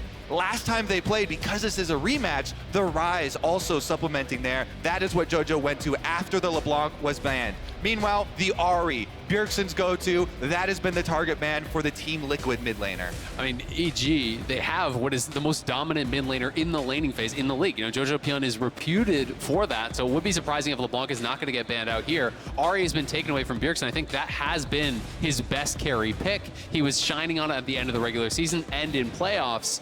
But I would be very surprised if LeBlanc is left up. Exactly. That first cliffhanger that we have. We went into the last few seconds here, but this is 14 games in a row now that LeBlanc has been banned versus JoJo. And they instantly take away the Jinx because the Xayah is banned. Yeah, and it feels like you're looking for maybe a Nautilus pick here for CoreJJ. I think that is going to be incredibly high priority, but I'm interested to see, do TL want to go early aggressive? Do they want to look more for the scaling options? Things like Volibear are very high prio for Santorin if they want to scrap. If they want to go early, you could look for something like the Nautilus, like the Volibear. J4, another great early game option. And it's going to be interesting to see what kind of a direction they want to take us in. Yeah, and exactly. The key about the J4, so many of those options early on in the game. You can do the level 2 ganks. You can circumvent some of these wards, a lot of these routes, unexpected. And try and get to one of these solo lanes very, very early, especially when you're playing against JoJo, who, like you say, you know is going to play early game runes, is going to play very offensively, past 50% towards the Summoner's Rift there, play very aggressively, but EG on their side. Now, the support role has been really crunched on locking in Engage. The Nautilus you mentioned, the Leona has also been highly prized. TK is the premier defensive bottom lane support, but also having a very good lane phase. Now, this is so interesting for EG because traditionally with this type of draft, if you're going with TK, you're saying, okay, well, maybe you want to draft Engage from top side, but generally TF wants to pair with a carry from top to be able to actually really heavily play towards that and snowball in a side lane. So I'm curious to see where they're going to get their Engage, or if EG is just going to really go light on it and try to focus more on split push, because TL are very clearly drafting more for 5v5. You have Xayah, you have Corki, mixed damage there, tons and tons of scaling with early game pressure supplemented with that J4. Also, it's a little bit difficult to pull off Twisted Fate ganks into the Xayah bottom lane. If you have your ultimate available, always going to give you another out. Bjergsen and Team Liquid, though, they feel confident in their scaling. In game 1, opening of a best of 5 here, going with the Corki to try and push the wave early on, just focus on minions, scale up. You can still scale up into being that monster AP poke for later in the game, even though they did nerf the package timings. And if EG wants to play towards sides, they're going to very likely have to blind pick their top, right? TL have 5th pick here. They can save that for Bwipo, try to get a good matchup for him that he can look to answer. But so far, focusing on Inspired. Lee Sin, Xin has been another big one for him, when J4 is off the table. So it'll be interesting to see if they want to continue putting the pressure on that, where EG, banning the GP makes me think that they are maybe going to go for a tank here, blind, take a tank, supplement your comp, get that Engage, put Impact on something that he's very strong with. So with the GP ban, Ornn is such a smart counter ban because that's really what you're trying to unlock, but you still can go something along the lines of a Sion if you want to fulfill that same role. Yeah, unless you ban a Sylas, Malphite's got no chance getting picked up here. But if you're looking for like an Engage-based tank where it's going to be long range, it's going to be reliable, like Malphite and Sion, or sorry, Malphite and Ornn are like the two. Sion, you can play around it somewhat. There, there's gameplay options around there, right? But we're kind of table here as well. Leona conspicuously still up, so if you want Nautilus. Engage. Yeah, Nautilus actually the big one. That's Core's most played by far. It's triple his second champion there. We had the early Karma ban. They want to get rid of Enchanters. Renata Glasc gonna be locked in here. It's gonna be Core's first pick of this champion all year. And Renata is quite good if you're expecting, your opponents to go for some extra hard engage, from the other side of the map as well. We'll see about the blind pick first here from EG, though. Aatrox very popular after the buffs to the sweet spot damage up on top side for blind picking. And we got to see it last week even as an answer to the Ornn, right? Ornn obviously banned out in this, but a lot of people liking this specifically into tank matchups. So will be the blind Aatrox here for Impact. And now we're going to find out, are they going to get any sort of real hard engage, or is it going to be more about fishing with gold cards here from JoJo? Because the last pick, of course, will be Inspired. Need themselves a jungler. Is it going to be something fightery? I mean, TF and Kha'Zix will kind of combine for killing someone off. Aatrox, a little bit of that. I actually don't mind Nocturne here either, so it's very much about the sides. The two globals showing up. Yep, double globals here for EG towards the mid stages of the game, looking for those picks. It does put more pressure on trying to get the outer turrets down very early, and Team Liquid already going through some options here to answer if there are multiple globals. The problem is, if you're trying to answer into the team that already has Nocturne, you have to be aware that your communication and timing has to be very quick. Shen. As soon as Nocturne ultimates, you have to pop your ultimate or else you won't have time, because there's a small delay between Nocturne ultimate going off and you being locked out of using your own globals. It's a really interesting draft here. I mean, the last two picks here from EG, it feels like TL had a good read. Renata, to me, is one of the best counter-engaged champions in the game. And if your read is that the last two picks here are going to be dive, which they were, Aatrox and Nocturne, well, you're now diving into potentially that counter-engage from Renata, throwing the ult out, with the Berserk. And it is incredibly strong against Jinx in particular, who is almost purely auto-attack based. So if you can actually connect with Danny with that ultimate, that can win you a team fight. I actually love that Evil Geniuses in the first game of this best of 5 are putting a lot of pressure and faith on their young players. Danny to carry these team fights later, but JoJo, the Twisted Fate early on, needs to make some proactive plays. They want to open up this map so they can make those picks, so they can use their globals. Oh, it's about Inspired, it's about jojopyun. We'll see if TL have gone for scaling. If it's going to be enough for them in the later team fights, because certainly EG looking to play it aggressively. They are the ones who have to push in and get stuff done. Otherwise, I mean, good luck team fighting on a Nocturne and an Aatrox. You're gonna get peeled off. So do EG have it, or do TL? Let's hear it.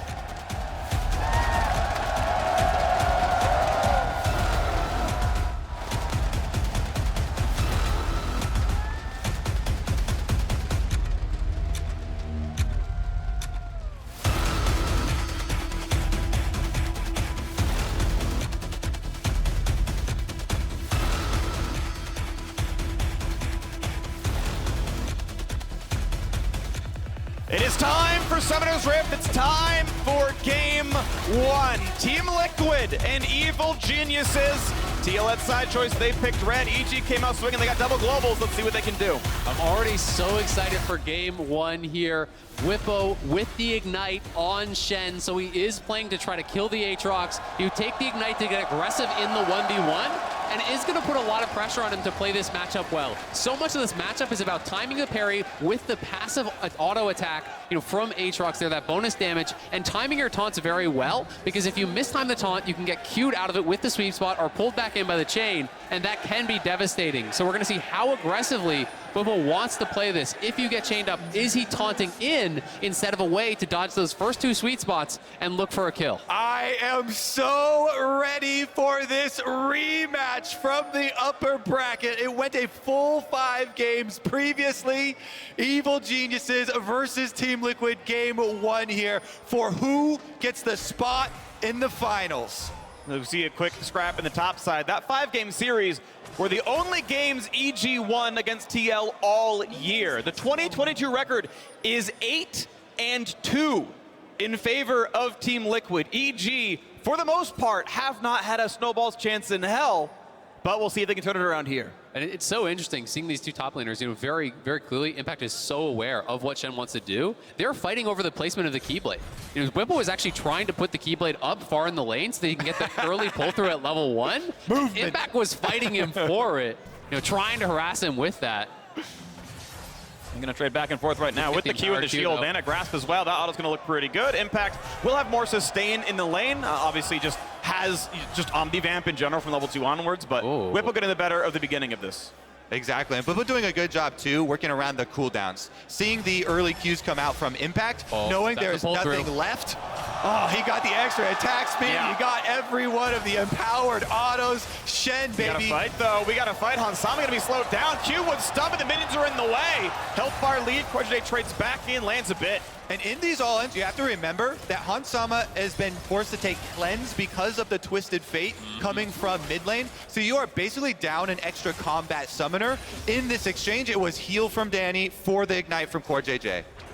Ignite a bit of a shorter cooldown by, I think it's about 30 seconds. So we'll see if that ends up mattering as time moves on. Quick early ward. Good job by Bjergsen getting the early push. 10 CS to 9 as the lane equalizes again. It will push towards the Corki, so they'll have to fight over that. It's also interesting seeing Santorin, pathing down towards bot, not playing up towards Bwipo. Generally you're not expecting Nocturne to look for pre-6 ganks, but if Bwipo is going to get really aggressive, you do still have to pay respect to the fact that Nocturne can go for those wraparound plays. And since he has taken Ignite too, you have to be quite careful with pushing the wave in. Yeah. So you see Bwipo immediately trying to hard push this wave, make sure it bounces off the turret, it will reset against, so he does not have to worry about, missing out on the teleport summoner spell. And I actually really like taking the Ignite as the Shen in this matchup. Because of the cutting of the healing when Aatrox does get access to his ultimate, you can threaten that 1v1 while also still threatening the bottom lane plays.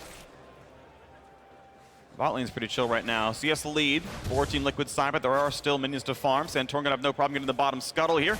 Pretty equal farm for both sides. Krug's gonna be claimed no problem here on the Nocturne side. Inspired just generally trying to rush towards that 6 minutes and change level 6. Pretty full clear. Sadly, not going to find a scuttle for himself. And with bot pressure the way it is, I mean, you can try, but junglers dive. He just flag and dragged in, but they're going to see each other. This is fearful. He can do a lot here. Santorin actually could have been chased, maybe. I think he didn't know what cooldowns were missing, but Santorin would have lost a couple hundred health there. Yeah, he absolutely wasn't sure that the flag and drag was down. They didn't actually have a ward in try to see that. If that was spotted, he could have punished him much more heavily. And now they're just trying to harass here under tower. This airy... Oh my word, first blood's in. The Q snipe comes across. Team Liquid already off to a lane kingdom. It's pure skill shots from the bottom lane of Team Liquid. CoreJJ and Hansama both landing there under tower. No heal left for Danny, and he is down. Oh man, dying with that pushing wave is so brutal there for EG. Hans is gonna have a monstrous buy off of this base. Danny down very low, the heal wasn't there, and he just gets the QE pull through with the airy proc.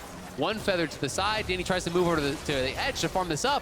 But when you put yourself between the tower and that wall, there's just no way to actually dodge the skill shots as you step forward to CS. Yeah, CoreJJ hitting that loyalty program, getting that slow on him.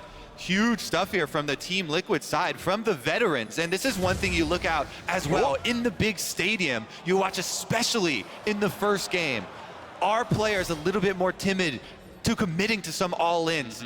You know, who is going to be able to react to some of these skill shots and this poke? And Team Liquid off to an early start for the players with the extra experience. I mean, you just compare the buys now between Jinx and Hans. Hans is so far ahead here with this rated Dirk, the tier on top. His buy is very, very powerful, and he's going to be ready to scrap. Yeah, I mean, also the real punch to the gut is the minion wave loss that you mentioned. You know, that extra experience of all the minions dying at tower while you got killed. Now dealing more damage down here. Vulcan is going to let himself take it and then just regen back up with the thick skin. But yeah, Team Liquid so far just going to have constant pressure to the bot lane. I expect him to get a dragon for too long. Yeah, exactly. And up on the top side, it's actually a bit concerning for Bwipo. You know, off camera, he was losing a lot of trades after the early push here. He had to actually base to match the base from Impact, but because he's not playing TP, his wave was actually pushing away from him. So Impact, in fact, you know, going to end up ahead as he has more minions to farm. Double Ruby standard early buy here for Bwipo. It allows you to kind of go really in any direction. You have multiple mythic options. You can go towards Titanic early. So really kind of keeping the options open. But if you want to play heavily through sides, I do like Titanic Rush a lot on Shen. It can give you a lot of early and mid-game scrapping power here as Inspired sneaking into the brush. Another decent hit right here. It's going to be walking out of everything else. But yeah, level 6 means he's got the move speed. He's got a good chance at Bwipo here. Is he going to find the rest of the damage he needs, though? Ultimately, no. Ultimate down for approximately nothing. Bwipo might have to take a bad recall. We'll see what the regen looks like. And because of the teleport discrepancy that you mentioned, once Bwipo does hit level 6, then EG know that they can't pull off this bottom lane play. So that's why they went for this timing you just saw on screen. Inspire goes for a possible lane gank here into the brush with the control ward. They're trying to squeeze out something just before the timing of Bwipo hitting that level 6. Now that he is level 6, they know he's got access to that minion wave. They call off the play, they back out. They know that Shen will be able to come and Aatrox will not. It is getting a bit tough, though, for Bwipo. You know, you always have to be nervous. You're low HP. You know, Inspired's going to hit 6 here very soon. If he passes up towards top and you can get a kill on this guy under tower with no TP, it is incredibly punishing. You know, Ignite really is high risk, high reward. If you're not dominating the lane, you're just straight up falling behind by not having teleport. And the strategy for Impact is to constantly harass and push in the Shen. So then, even if Shen does teleport away with a Stand United, you can get turret plates. You can deny minion experience on the tower. And you can even, as you're saying, call your jungler to focus the source of that global and really remove that extra advantage if you can keep him low health under the tower. Because Inspired now is also level 6, and the Nocturne ultimate available for one of these EG plays. And again, this team is looking to retake that gold lead early. Oh, both teams moving top, actually. You see Nocturne and TF in the river. Bjergsen has moved up here as well. So Bjergsen's actually going to cover top, and Bwipo very likely going to make a move towards mid to catch that wave. So they're trying to just make sure that they're not actually giving up minions and plates for free. But with that interrupt, yeah, EG, start up the Herald. This has been spotted, though. Bjergsen could TP out, and Shen does have Stand United. So they can potentially challenge here if they really want. These delaying of backs is so important. And that's when you hear casters always talking about tempo and timing advantages here. If you can interrupt those recalls when you're going back to base, that's where you get objective victories like this. So Impact hitting that chain, searching around, fishing around, trying to stall Bwipo as he resets resets there, and Inspired is rewarded with the Rift Herald. And you can take a look at the gold overall. The FTX total gold graph on the side. Yes, on Sama is the farthest ahead thanks to the first blood, but the actual gold difference across these teams is 100. When you consider it's 500 plus for the first blood that early on, like EG are just landing a lot better. 25 CS for impact in the top lane, and they've got the first herald as well. Except for bottom lane. Yeah, I know. I'm saying the overall game is close for the 500 gold first blood. That is a very strong laning phase from the solos. Yep, absolutely. They are looking really, really good thus far, and it's definitely a bit of a concern there. Bwipo, did of course cover mid. Bjergsen moves top to cover that, so they're not giving up plates. He picks up a little bit of farm, down towards mid, but Impact is waiting for him now. Does he have the timing on the taunt? He does. Taunt's out of the chain, so should be fine, but in comes JoJo. Walks right out of it, flash back under the tower. I don't think they have a kill credit at this point, so he's gonna be safe, but that is the dodge zone down. That is his flash gone as well. Yeah, nicely timed there by JoJo, threatening the gold card, then waiting out the Twilight zone there, that parry zone, to be able to land the stun, force the flash. And with Inspired pathing up towards top, there is a potential 3-man play to make a dive here on this Shen, who's not going to have taunt right now. He's not going to have the parry zone right now. He is susceptible. We'll let you know as soon as we find out what the pause is about, but hopefully it'll be a quick one. We'll be right back into the action. Yeah, EG priming for one of these big plays where we've been waiting for a Twisted Fate combo with Nocturne, trying to pick off one of these members on the side lanes. Meanwhile, Team Liquid, that bastion, that successful bottom lane is everything to them. Being able to push in, keep tower pressure, get the dragon in trade, and knowing that they have very good scaling outs in this game makes this look like a fairly comfortable opening for Team Liquid, which makes you think EG are about to make a pressure play. They are about to reach for something here, and the tension is really building on their side. I'm curious, yeah, where does it actually happen? Because I'm curious if Fed Aatrox going to do enough when Xayah has basically been free farming when she's pretty far ahead. Cooldown boot's already in there. Like, you do need more than just 100 gold lead while being down a dragon. I feel like this EG comp to work. This is about the time where it actually turns online. Like, they're not missing a lot of plays up until this point, but I now need to see the next 10 minutes be really high tempo. Yeah. And I would like to reiterate that EG, the goal for this team is to trade First Herald for Dragon. They want that Rift Herald tower destroying power because it opens up the map for their Nocturne Twisted Fate plays. They very much value the early gold, but also the map territory that you get with that objective.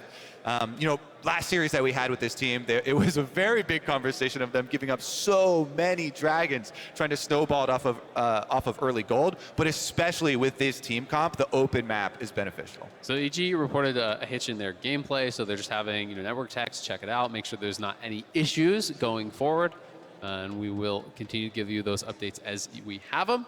Yeah, Spirit's Refuge, the parry zone for Shen, 18-second cooldown, early on in the game, that is susceptible. He just used it, so there's still quite a bit of time on that. Inspired is just about in range of ulting this Shen, and they do have the wave pushed up there. JoJo's still in the area, so there is potential that they could just try to turn off the lights, go for this dive immediately before Bjergsen could potentially answer with a TP.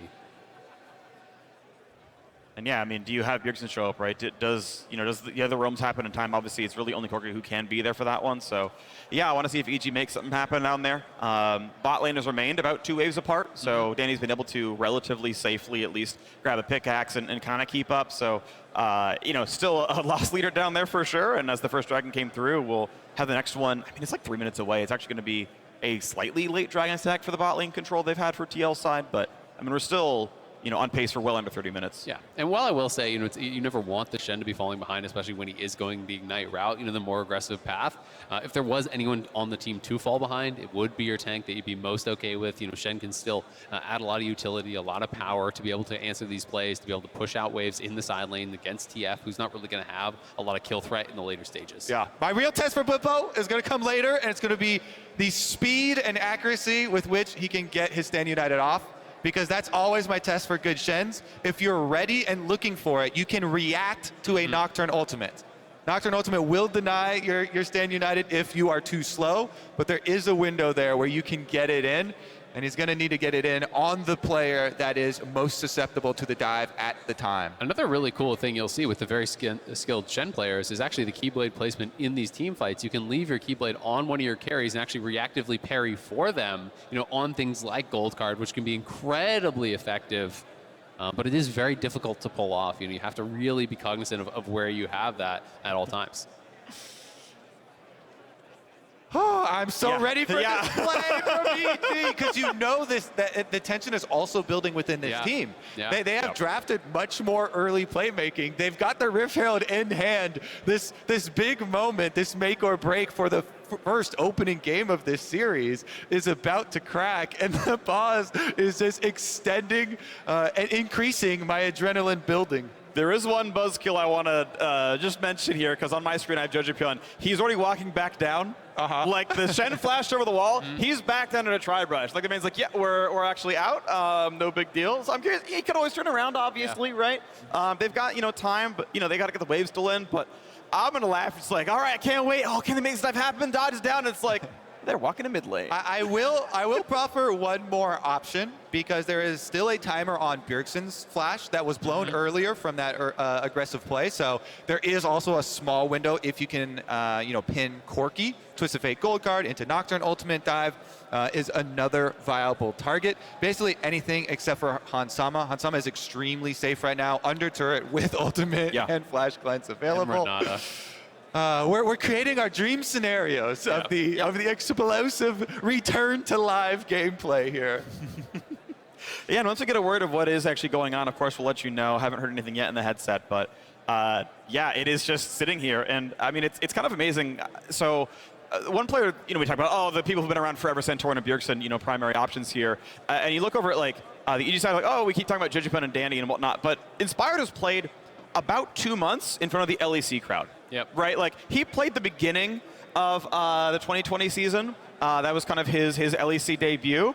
And, those beautiful people. Yeah, wonderful, beautiful people. The LCS audience isn't actually as big. It's actually much smaller than the LCS studio audience-wise. It's like, just 70 to 80 instead of like 200-ish. So, like, his experience had actually been in front of, very small crowds by comparison. And so, like, he's also kind of had the ramp up, like, almost his entire career has been during COVID area, right? Some of it actually just straight up online, just at home or at the team house, and a little bit now at the studio here as well. We are ready to go back into this one. And Nocturne's recalling, and TF's walking mid, baby. No kill to be seen. A flash away from Bwipo, but game one resumes. Yeah, we'll see. We'll see if they want to make that first play with the Nocturne here soon. But it has been a really good bit of pressure here. And it is a bit concerning, even just confidence-wise, when you are going into a matchup like this, when you have counterpick and it's going bad for you early, the stress can start to mount. Yeah, as a theoretical discussion too, because I've seen so many best of fives and stadium gameplay tournaments start this way. Just as a theoretical, if you are doing champ select for the first game and first series where your team is in front of this giant crowd, can you even anticipate the possibility of hesitation early on and a little bit of a warm-up for teams getting into it to be able to commit to plays like this? If you draft a team comp like this that does have to commit and does have so many early possibilities and early tools, that can be something worth taking into account when you really do have a little bit of a time crunch. No, it's a really good point, right? That's an interesting question. Like, should you be drafting around the fact that players may be playing a little bit more safe in game one? This is something that you see, across all games, across all regions, is that often people come out, they play a little bit more hesitant as they're kind of getting used to this new environment. Then they start to build confidence throughout the series and kind of play more like themselves. TL threatening down on that bottom side here. They're going to go for the dive. Go for it. Here we go. Taunts through. Health marker. Lucas dots on down, but the sweet spot lands and kills. Tastes like what you want. And now on the bot side. Yeah, get a bit of a slow there. Santorin will have to jump over the wall if he needs to, but honestly, 3v2, you can't take much of a fight there on EG's side. And they pop the Rift Herald on top side as well, so they're working through it. Bjergsen's trying to get there to pick up the remnants on top side and push Impact off the tower while the rest of Team Liquid try and get their ramifications on bottom side. 3 turret plates worked off by hand. Santorin coming for the extra jungle pressure. So 600 gold game right now. Again, TL's bot lane absolutely crushing it. EG playing through the top side. They blind picked the Aatrox. Bwipo went for the Shen to, lose as gracefully as he can, but the man is down 40 CS in a tower, and here comes the first play on jojopyun. He's going to flash to safety, but still stays in range of the Shen. That flash does nothing, and Bwipo gets his revenge. Yep, vengeance for Bwipo. They make a global play on him, and he answers right back with Bjergsen. Now, they would have loved to get that actual kill credit onto Bjergsen to fund this Corki, because 2-item Corki is what you're looking to play off of for Team Liquid. This whole draft is around the Xayah and the Corki getting their poke damage up and operational with 2-item power spikes. But it's a very good proactive play. You have package for the super long range dash, and the Bwipo stand united. They know they'll be able to secure it. You just get right next to them, and even though Jojo flashes there, upon arrival, easy answer from Bwipo. And it was just really good positioning from Bjergsen. You notice he positioned himself, on the side that Jojo would have to run to. So even though Jojo flashes, he just makes it from one side of the character to the other, still in range of the Shen. Bjergsen not even having to spend his flash to reposition there. Was really nicely done, and that's exactly what you want to do as a Shen when you're losing lane. Don't get locked in the 1v1. You still need to make proactive plays, because proactive uses of your ultimate are much more consistent than when you're doing it defensively. Oftentimes when you're doing it defensively, the opponents just disengage, but when you're the one starting the fight, you pick that fight, you take your moment, and you punish the enemy team. Yeah, so I would say if you're looking at the goals of these two teams, trying to dive. Team Liquid, so far, much better at accomplishing them in the early stages. A lot of people in there. 4 members now circling. That's a dead man walking. Run, EP up for Bjergsen, but can he get away? Of course, they can burn the turret down as well if they really want to. Play around the top maybe a little bit. They're going to put the attacks on. They'll get excited for it. He's going to run away, and poor Bwipo has nowhere to hide. Dodge zone buys a few seconds, but they're gonna get kill number 2 on the board. Bwipo just being assassinated in the top lane. And that's a critical kill for Danny to get him back into this game, get him that tower gold. He's around for it, and he gets the kill. He's pushing up here to the tower, tier 2 tower as well. But TL trading plates mid, taking down the tower bot. They're getting a lot here too. And I want to mention that those turret plates for Team Liquid, yes, Bwipo goes down in addition to the entire turret on top side, but the money is still going where Team Liquid want it. See if Danny can. Xayah immines the damage and will not be feared to press it in time. He's not going to land with the fear. And here we go, the engage for the Aatrox. Pushes the flash away, a little bit too late. And Impact straight up solo kills Hansama through 2 summoner spells. And he's going to eat Santorin next. The man is hungry here in the lower bracket final. And they're not done yet. CoreJJ gets gold carded. He flashes under a turret, but Phreak is doomed. 4v1, this man's not gonna live. Who's gonna get the credit? jojopyun finds his first kill of the matchup. EG wants some excitement, and they're gonna get it. Danny's running away for his life. Bwipo cannot do what Impact did. Instead, Impact wants kills on the other side of the map, goes for another attack to safety. The evil geniuses have been unleashed, opening up with an explosive couple of plays here. Now 2,000 gold in the lead. I mean, that series of plays started with a 4-man dive top, ended with a 4-man dive bot. Meanwhile, not only did Danny get that first kill top, he took the full tier 2 solo gold on the Jinx for that, survives while Hans blows his thumbs and dies on bot side, so that does a lot to try to get him back in this game and caught up with that gold. King Impact. Impact, the member for EG, to accrue the biggest lead so far in this game. And he takes the initiative to roam down to bottom side, pops the ultimate, gets number 1, number 2, and number 3.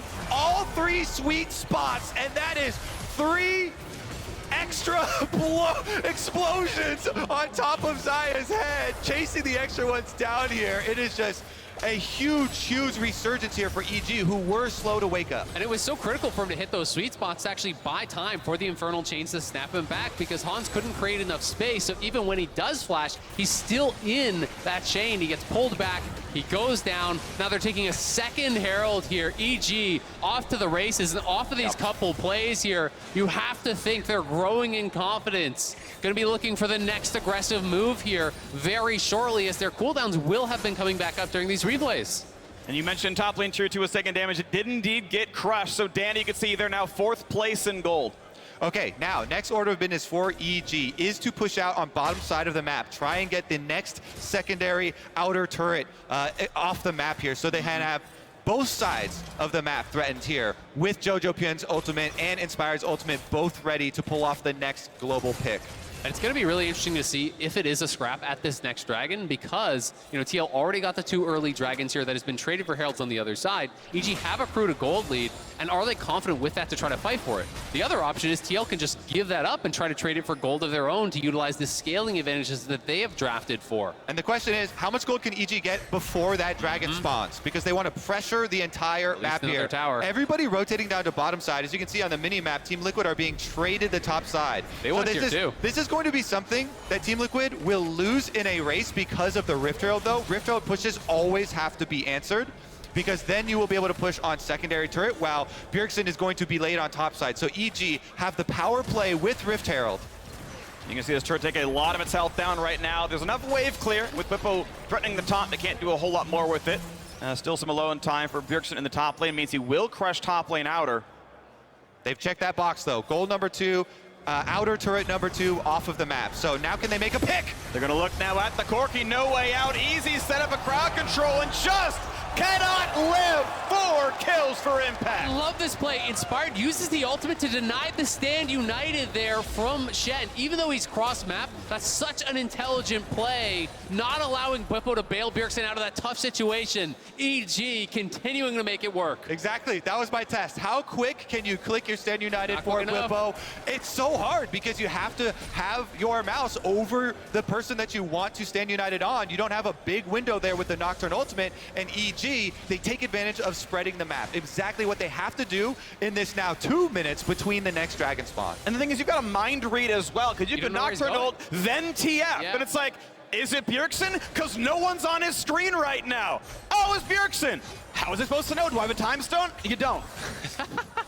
Exactly. I mean, Nocturne wasn't even ulting in, right? He's farming camp spot side, so you can't really call where the Nocturne is in that situation. But TL gonna have to be on point when they're playing through sides because of all these multiple globals that they have here. But 145 until this next dragon, that is gonna be a big inflection point in this game. Also want to point out, that's why for Inspired, for the Nocturnes, especially pro play, you always rush the cooldown reduction components first. You know, in addition to the Lucidity boots, went immediately for that Kindle gem after completion of the Stride Breaker. So, as we mentioned, the timer between dragons is the window for EG. Try and push out the minion waves, both sides, make your pick. They have invested the extra teleport there to get back to mid lane afterwards for JoJo, so he's used his spellbook to switch back over to heal, but they still have the extra answer. Since Impact also has his, that means you can still push out top side and bottom side, and then look for the next cooldown here. Inspired's ultimate already a go. It's also interesting to note, Bjergsen, again, going for the more AD-focused build. You know, people have been somewhat critical of this. A lot of people play that poke build still, but he has not been going the Ludens. Even back months ago, he was playing shield bow. He's playing these more on hit styles. It is higher sustained DPS, but you do lose out on some of the oomph with the rockets. Yeah, I think that they are worried about not having time to sit and poke. Yep. Because EG have guaranteed engage. They've got double globals. They've got a flank from Impact that will be coming your way. This should be immediate engage from EG, and so he's trying to cover those bets. And he's hitting 3 high health champions, right? Like, you can see the build right now. Inspired's going towards what looks like Warmog second, actually. Like, he's going to be a very good Divine Sunderer target, all things considered. Now, Hansama going to be the target here. Not quite pulled back. Impact, plenty tanky, and the ult's going to get very little done. Inspired just pops a spell shield, and it's going to be just fine on that one. Yeah, Impact is chunked out, but he has TP still available. Bwipo is pushing top, you know, does have to stand united, but again, Inspired can look for that play, shut off the lights, not allow him to actually join here, and TL now trying to walk in. If they fight for this, this is such an important part of the game. Package is available, and he's TPing in. Package, TP, and this would be 3rd dragon for TL. EG don't want to give it up, but can they really separate this fight? How far back can they push Bjergsen? Vulcan gonna now show up there as well over the wall. Not gonna get locked down by Santorin. Another midway's pushed in. Do EG still stay for the dragon? They're gonna have Bjergsen go and take the wave, and that means TL has to go to the river yet again. But as long as the wave is gone, it's gonna be okay. Now, can you wait out a full minute for Package? That seems pretty unlikely, but EG are playing it slow. Danny's going to be the target. Package and stand united ready. Look at Bjergsen. There it is. They can't bring in Shen anymore. They're going to go in for the dive. Will it be enough in time? Huge damage to the backline. The redive comes in. Jojo burns his Zonias, and now Shen can arrive. Feathers pull off back, and TF is down. And this could be the fight that they need. TL get 1 for nothing. Looking for a second now. Vulcan dangerously low, pops the shield, walks away. The taunt's going to land, and Impact just gets flattened. 700 gold. Bwipo gets payback. Team Liquid get their Dragon Soul point, and they get their money back. Critically, Azael, the extra shutdown money is going very, very far. Team Liquid, post 21.5 minutes, their scaling is going through the roof now. That is such a big deal. They're pushing themselves to Soul Point. You can see it again. Danny was getting poked out pretty heavily prior to this fight. Bjergsen had great positioning on the side because you can't engage on this guy with the package. He packages back towards his team, putting this line in the sand that EG cannot go across, and then collapses on a Jojo who they focus down. Just such a good peeling option here from Bjergsen. He does not use it aggressively to dive. He uses it to cut off this small window that EG have the advantage where they can jump to your back line. And it's just really good team communication from the veterans on Team Liquid. They know they've got the upper hand in scaling. They've got the upper hand in dragon stacking. All they have to do is defend the offensive EG play. Bjergsen does that for the team. Then Bwipo comes in for the chase. And now it is TL in control of game number 1. Looking pretty good. Technically down in goal, but it does feel like they've got the pressure overall. I mean, the team fights have looked really, really good. See if EG can keep the game split up again, because, again, these are not as good of team fighters. Jarvan and Corki both are better team fighters than Nocturne and TF, so split maps what EG needs. And it's a good point you bring up on the gold graph. You know, sometimes the scoreboard can lie to you based on what champions, have been accrued by the teams. And Team Liquid now, all they have to do is look towards 3.5 minutes. And with the second Muramana about to actually tick over here, Bjergsen is about to complete his. Hansama has now completed his. These guys are on really big power spikes. It was, in fact, Anathema's chains from Inspired, which is actually put onto Bjergsen. So they're very likely going to be focusing Bjergsen, trying to utilize that reduced tenacity that he will have. The longer CC, lock this guy down, burst him down, because Hans has been really hard to actually get onto with the cleanse and the Xayah ultimate. He has been equal to the test. Yeah, the actual Anathemas is a key part of it. And I love this item because of the offensive capabilities of it. You mentioned increasing tenacity reduction on your target, and since Bjergsen doesn't have the cleanse, he will get CC'd forever. Impact, though, on the way out. CoreJJ spotted by a ward, ultimately knows he's as well. His sweeper saw the control ward, so he's like, never mind, not a play for me. Impact does walk away safely enough as Danny and Inspire kind of trade some farms. Santorin's going to easily flag and drag away. And we are 2.5 minutes away from Mountain Soul for TL. And if you were worried about them not getting bursted before, it's going to be a lot easier to 5 that now.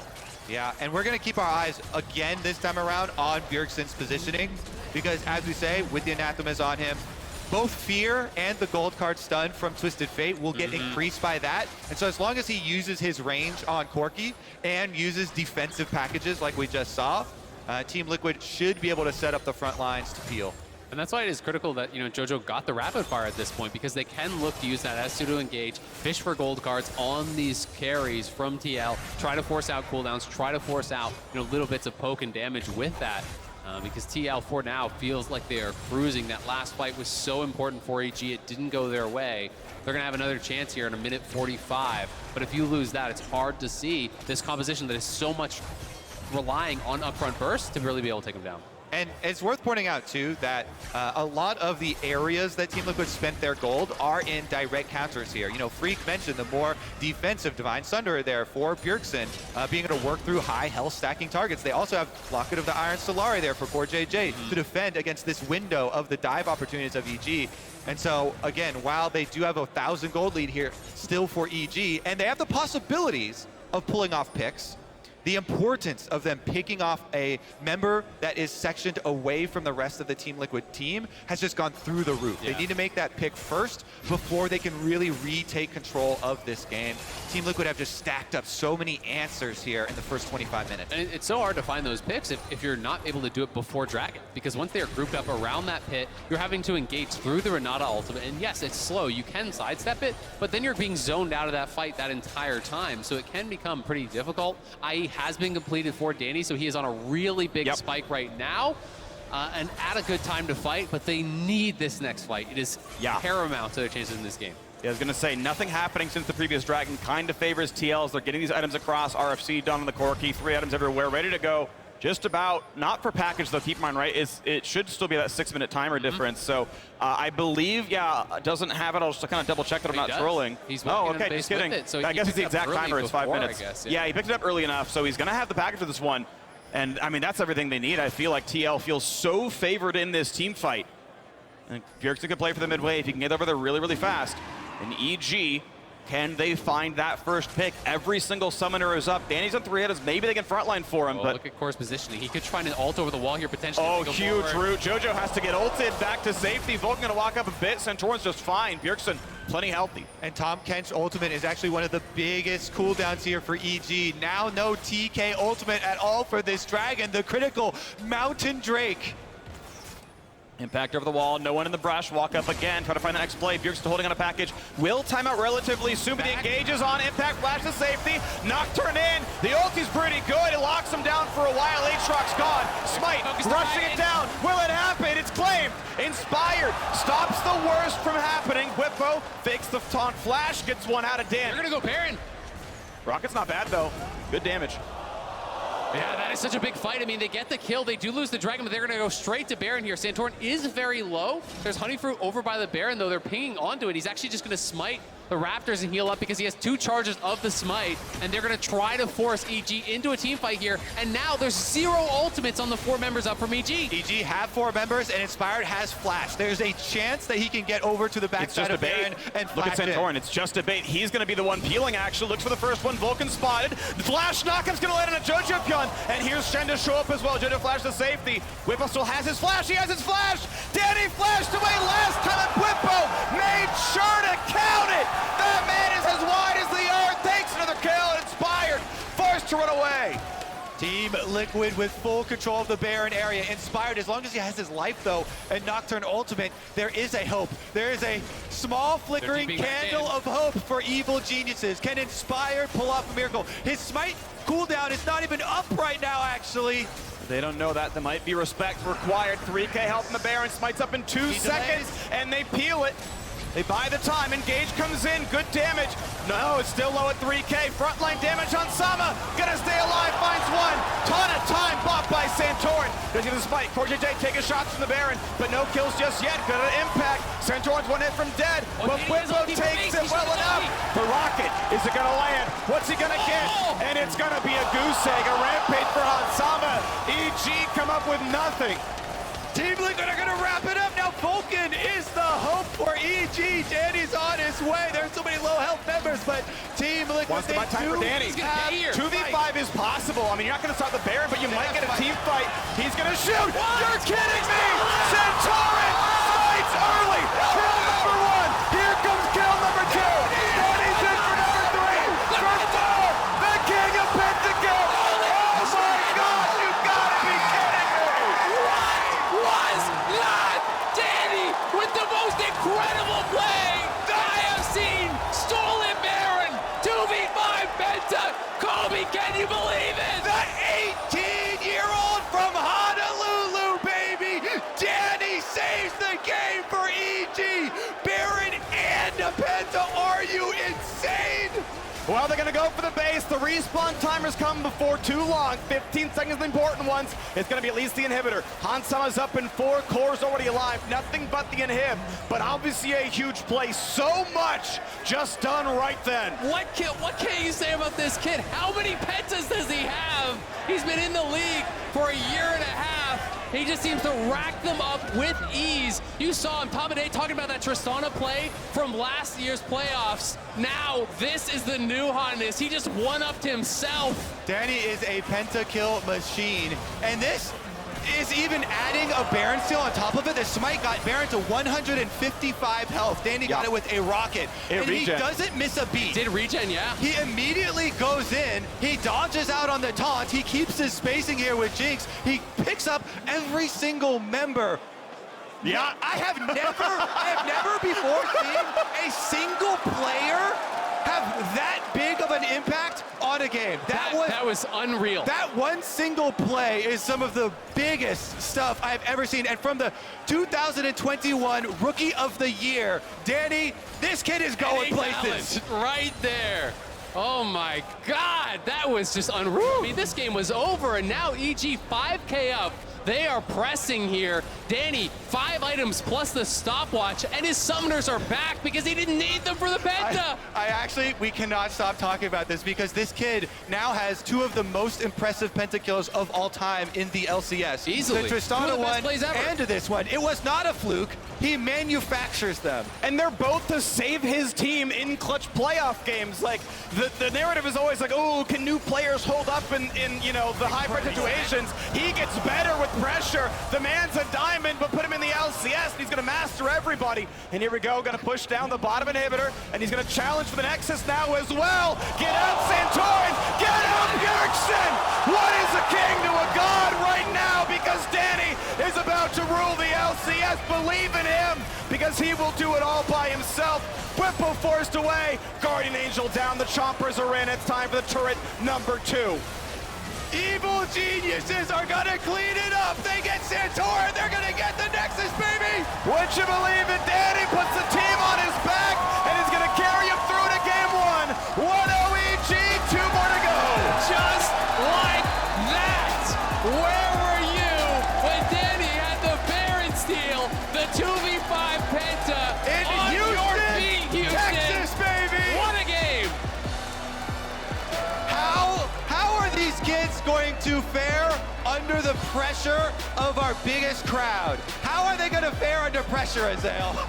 Pretty damn well. Yeah. That's the report card so far. Evil geniuses went all in on young North American talent, and they have been rewarded so heavily. What a crazy success story. Actually cannot write a better play than that. If you wrote that play, I would tell you it's fake. Yeah. Like, you can't do that play. That's unrealistic. That doesn't work. Oh my God. We just saw it. Even just getting the Baron with the rocket is one of those crazy plays you see once every few hundred games. Yeah. And then following up with the pentakill and instantly ending the game with it. Actually crazy stuff here. For that to happen in game 1 in a best-of-5 series, Team Liquid now, those veterans, their mental really will be tested because they have not had that happen to them before. They've been playing a long time, and stealing the Baron into a pentakill and losing the game where you had the scaling advantage. You were on the precipice of getting that game. It's crazy. And I mean, we saw when TL actually lost to 100 Thieves, after they picked red side and they lost on red side, they defaulted then to actually swapping, kind of giving up on some of their prep, going blue side. That didn't work for them either. They went red side here. They had 5th pick here for Bwipo. He went Ignite Shen. Didn't really work out. I think he was more effective in the later stages, but laning phase did not look good for them. And now you have to wonder, like, do they just throw that away and say that's a fluke at Baron, or do they start to really change things again? I just want to remind everybody of how that game started, because that went from 0 to 100 real quick. To 1,000. It was so calm. They were so trepid for the early stages, and you could see them kind of warming up and getting into it, not committing to the jungle face-off, you know. Oh, they each saw each other, instant back-off, not committing to any early global plays. But when that hits, man, it really hits. My heart is racing, man. That was a game.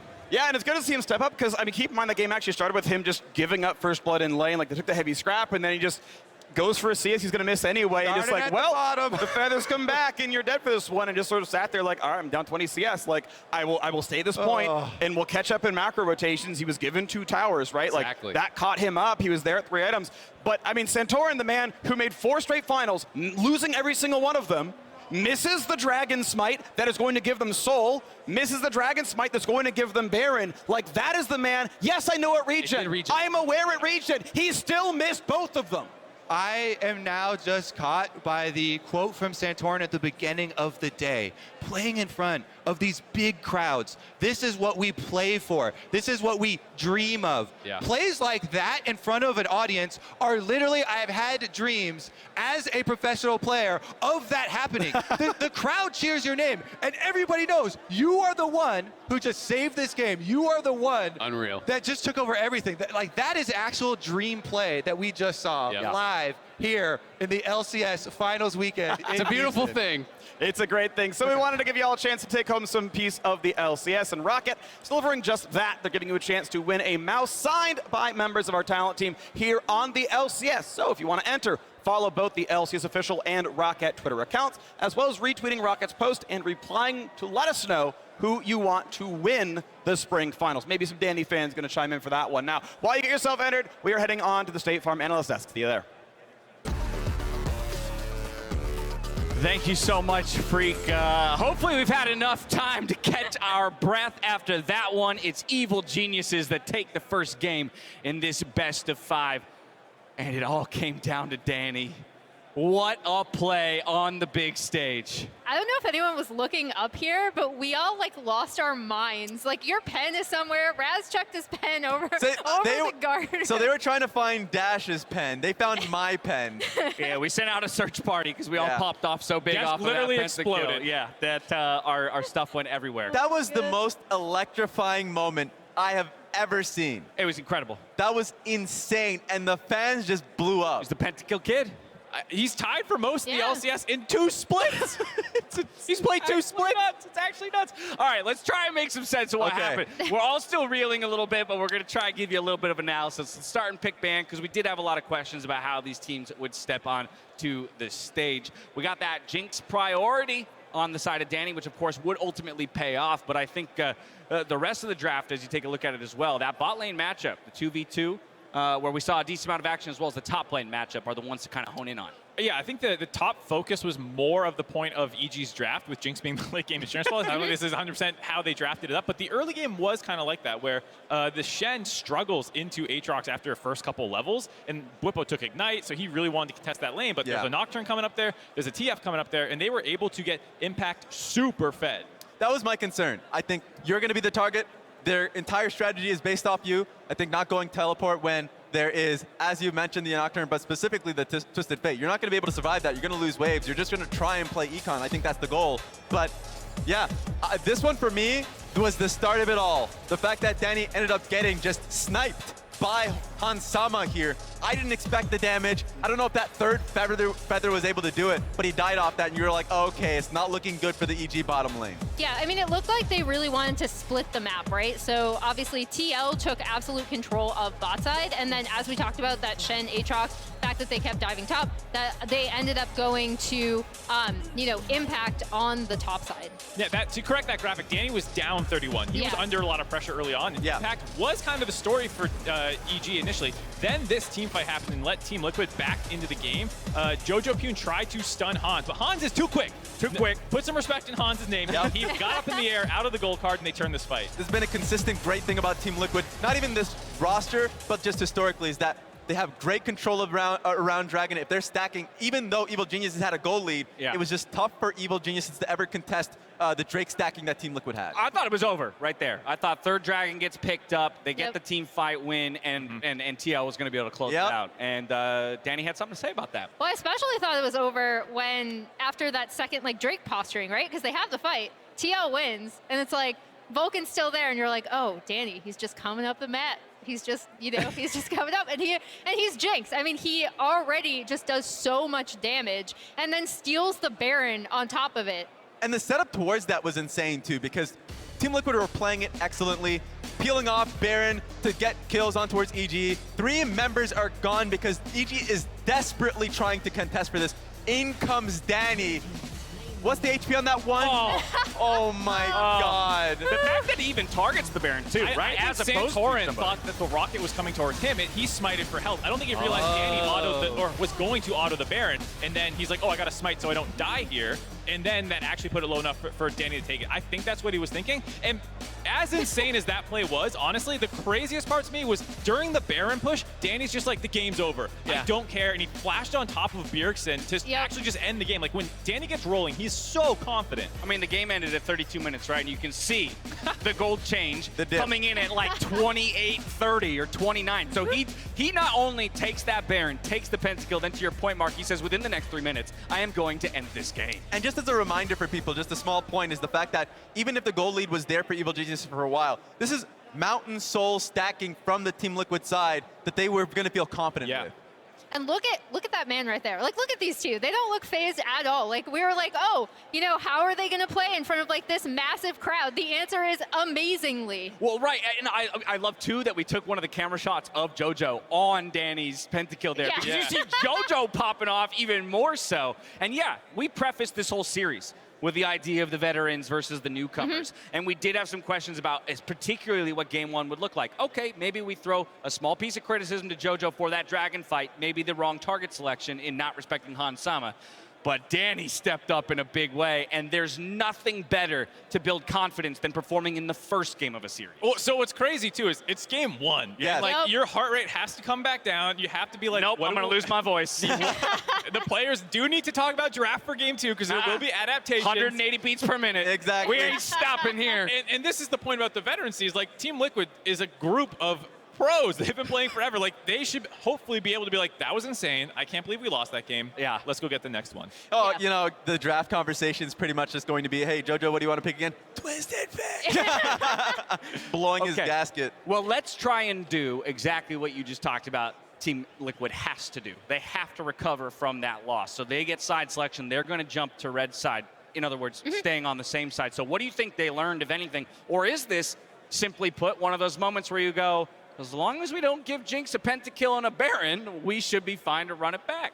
So maybe rethink the Shen pick, I think, because we talked about like the drawbacks to that. Obviously, it's more for like team comp and trying to match the TF. Like, you can see the thought process behind it. But they're staying on red side. I still think they are going to go for like that top lane counter pick because that has been such a huge, important part of just drafting overall and the overall strength of red side. So yeah, I mean, I don't feel like they're coming into this being like, we definitely lost because of draft, because that's just not true. Yeah, the worst thing you can do is overthink everything after a single loss when you had control over this game. I think even when they were hovering over the pick and we were like, we don't really like the Shen for the obvious reasons of Nocturne, like they had to have thought about that. They played around it, and they were playing well in this game. So positive reinforcements, make it clear to the team, this is why we lost. Not much you can do about it. Get it out of your memory, and let's go to the next game. One of the best game 1s we've ever had in an LCS, a playoff best of 5s. And it goes the way of Evil Geniuses. They're going to continue their playoff momentum with a statement game in game number 1. And while Team Liquid ready up for game number 2, their hearts and minds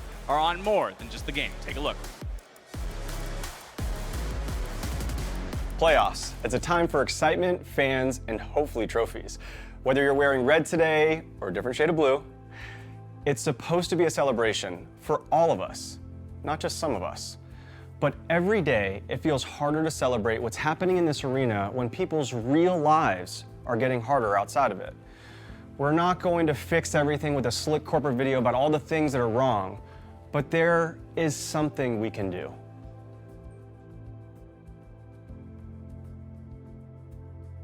To everyone in esports and beyond who supports our world, thank you. It's time we support you.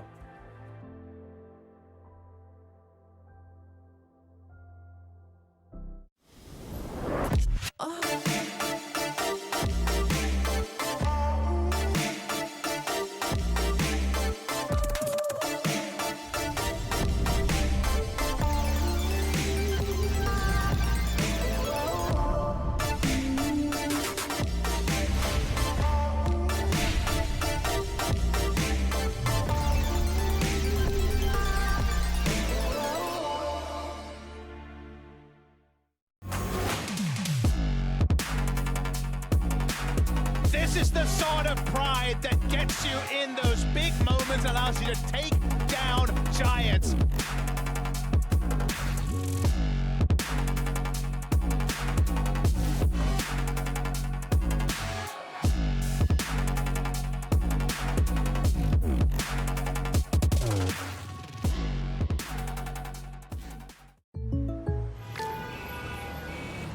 What's going on? Jake from State Farm, the perp just confessed. I think. I don't know. What? Oh, can't afford streaming anymore, so here we are. Oh, don't give up what you love. State Farm has options to personalize your policy so you get a rate that fits your budget. Oh, that's great. The subtitles would be nice. For surprisingly great rates that fit any budget, like a good neighbor, State Farm is there. Call or click to get a quote today. Verizon is going ultra with 5G ultra wideband in many more cities so you can do more. Mindy, with up to 10 times faster speeds, she can download a movie in minutes or a song in seconds. Yep. Okay, now let's work off-site. Public Wi-Fi? No thanks. 5G ultra wideband is faster and safer and so powerful that it's not just for phones. Hello 5G home and business internet. It's time to go ultra with Verizon, America's most reliable 5G network, so you can do more.